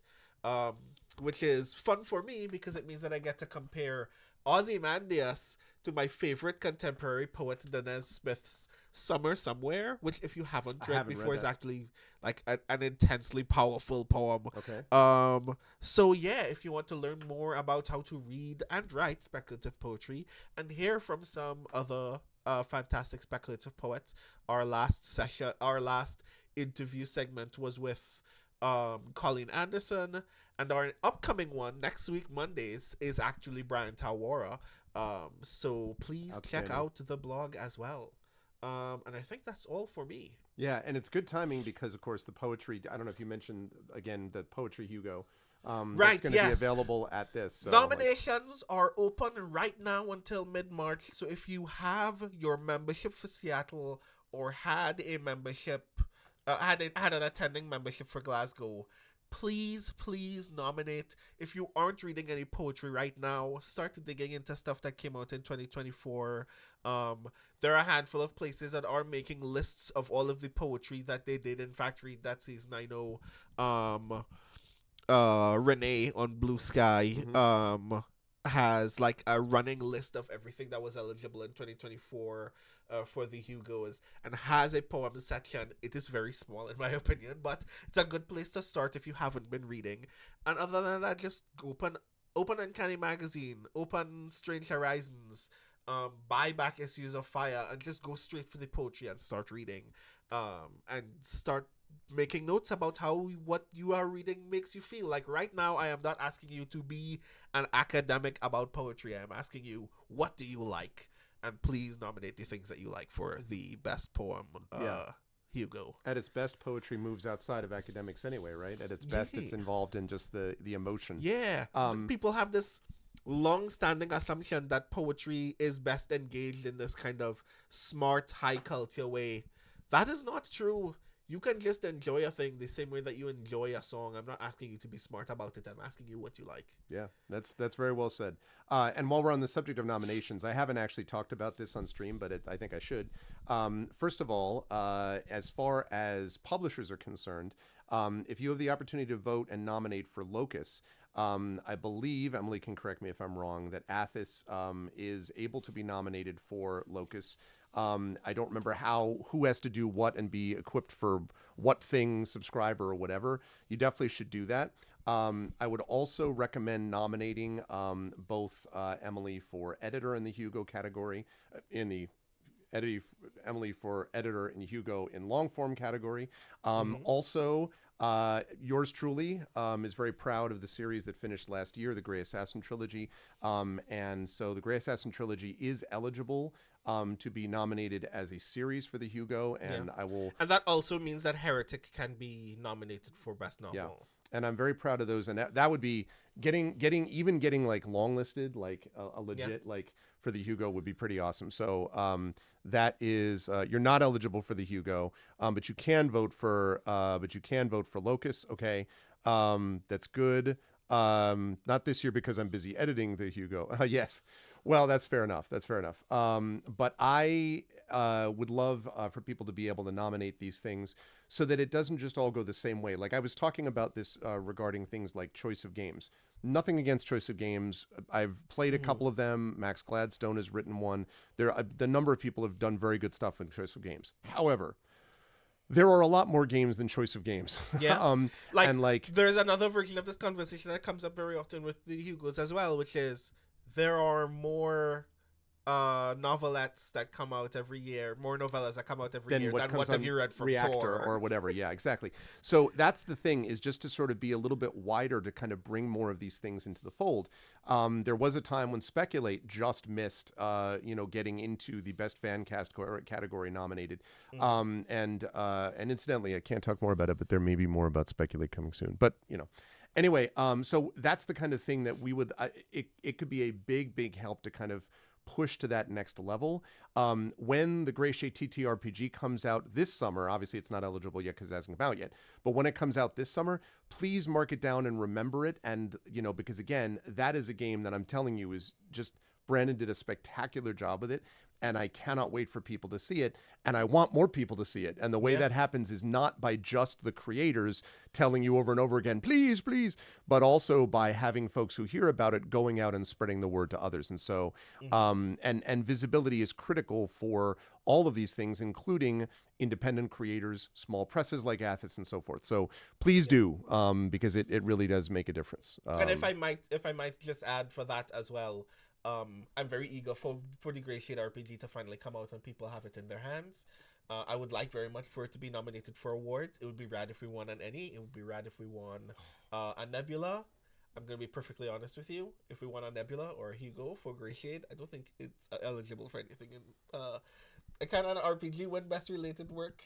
Maybe Best Related Work. Maybe. Well, but ENnie and Nebula. Yeah, but if I had to choose which community I wanted Grey Shade to give us an award from, it would definitely be other writers and readers rather than not like I'm mocking the ENnies. An ENnie would be rad, but like the things that we're trying to do in this book, yes, I would like very much for people who have read the Grey Assassin trilogy to say, I am picking up what you're putting down, and I want other people to play this 5e game because it is doing things that other 5e games do not. That are different. And that's 100% true. Also, even in terms of like the adventure that Brandon wrote up for this is like the best example of what you get from a tremendous Blades in the Dark with more political intrigue than you typically get from Blades in the Dark, which is nothing against Blades. It's just like, that's not what it does.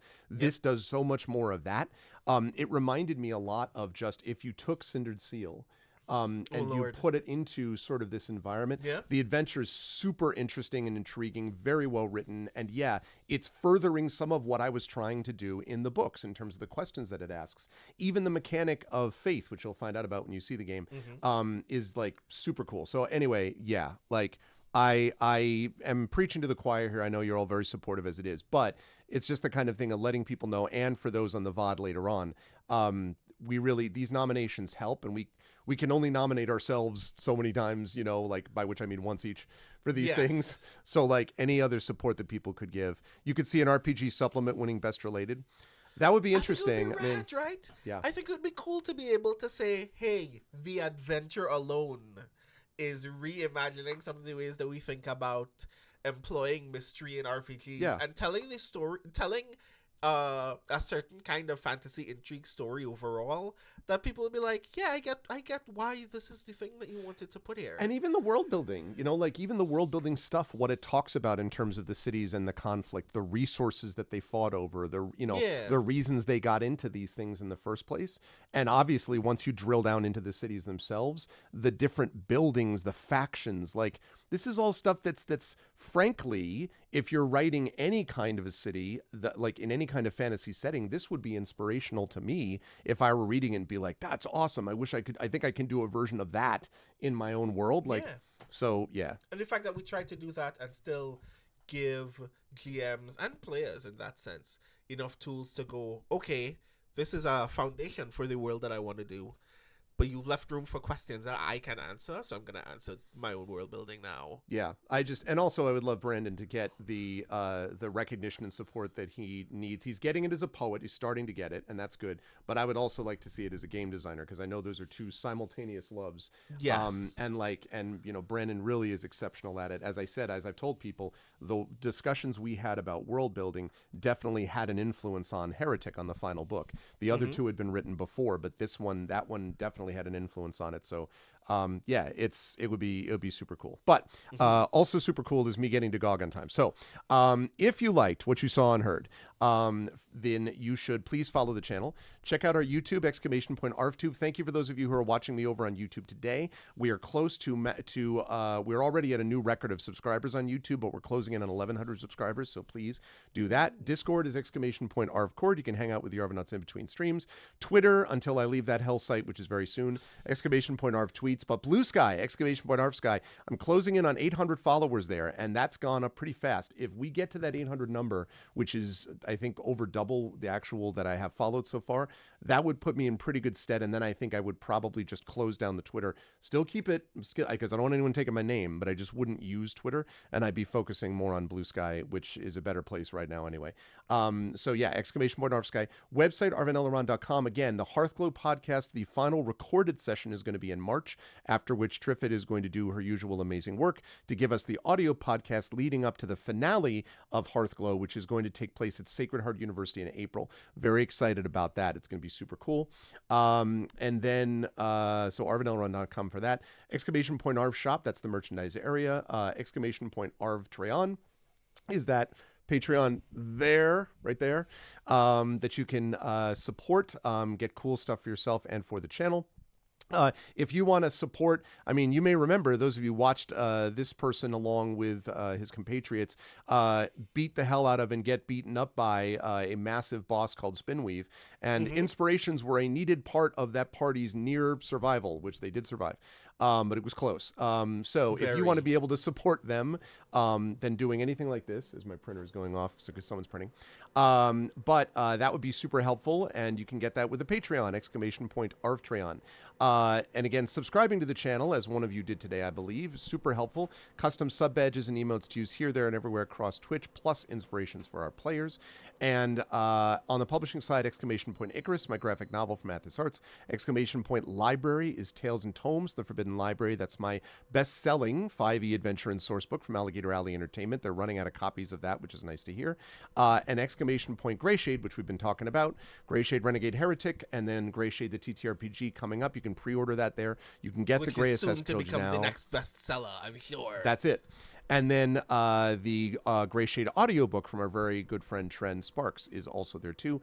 And last but certainly not least, !BLM, Black Lives Matter. Very important to affirm and assert the significance and importance of Black lives. !Help Now, the World Health Organization page on suicide prevention. Very important to reach out to others when you need help and reach out to others when they need help as well. And !Ukraine, UKRAINE, because some of us still remember that Ukraine is fighting an illegal and illegitimate war with bravery and courage.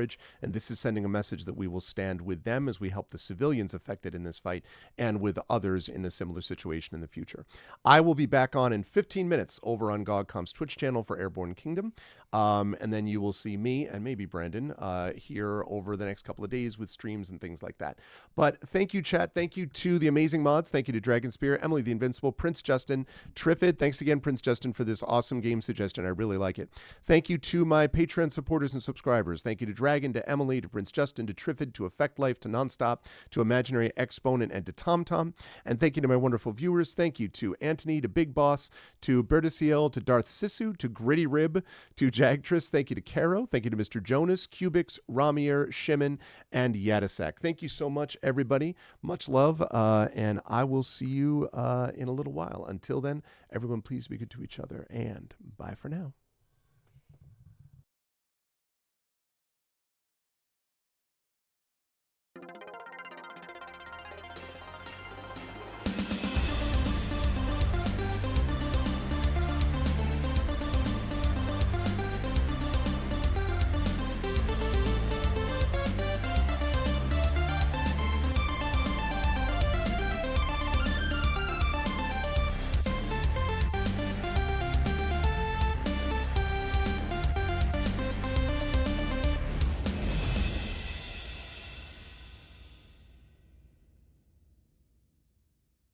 Honk.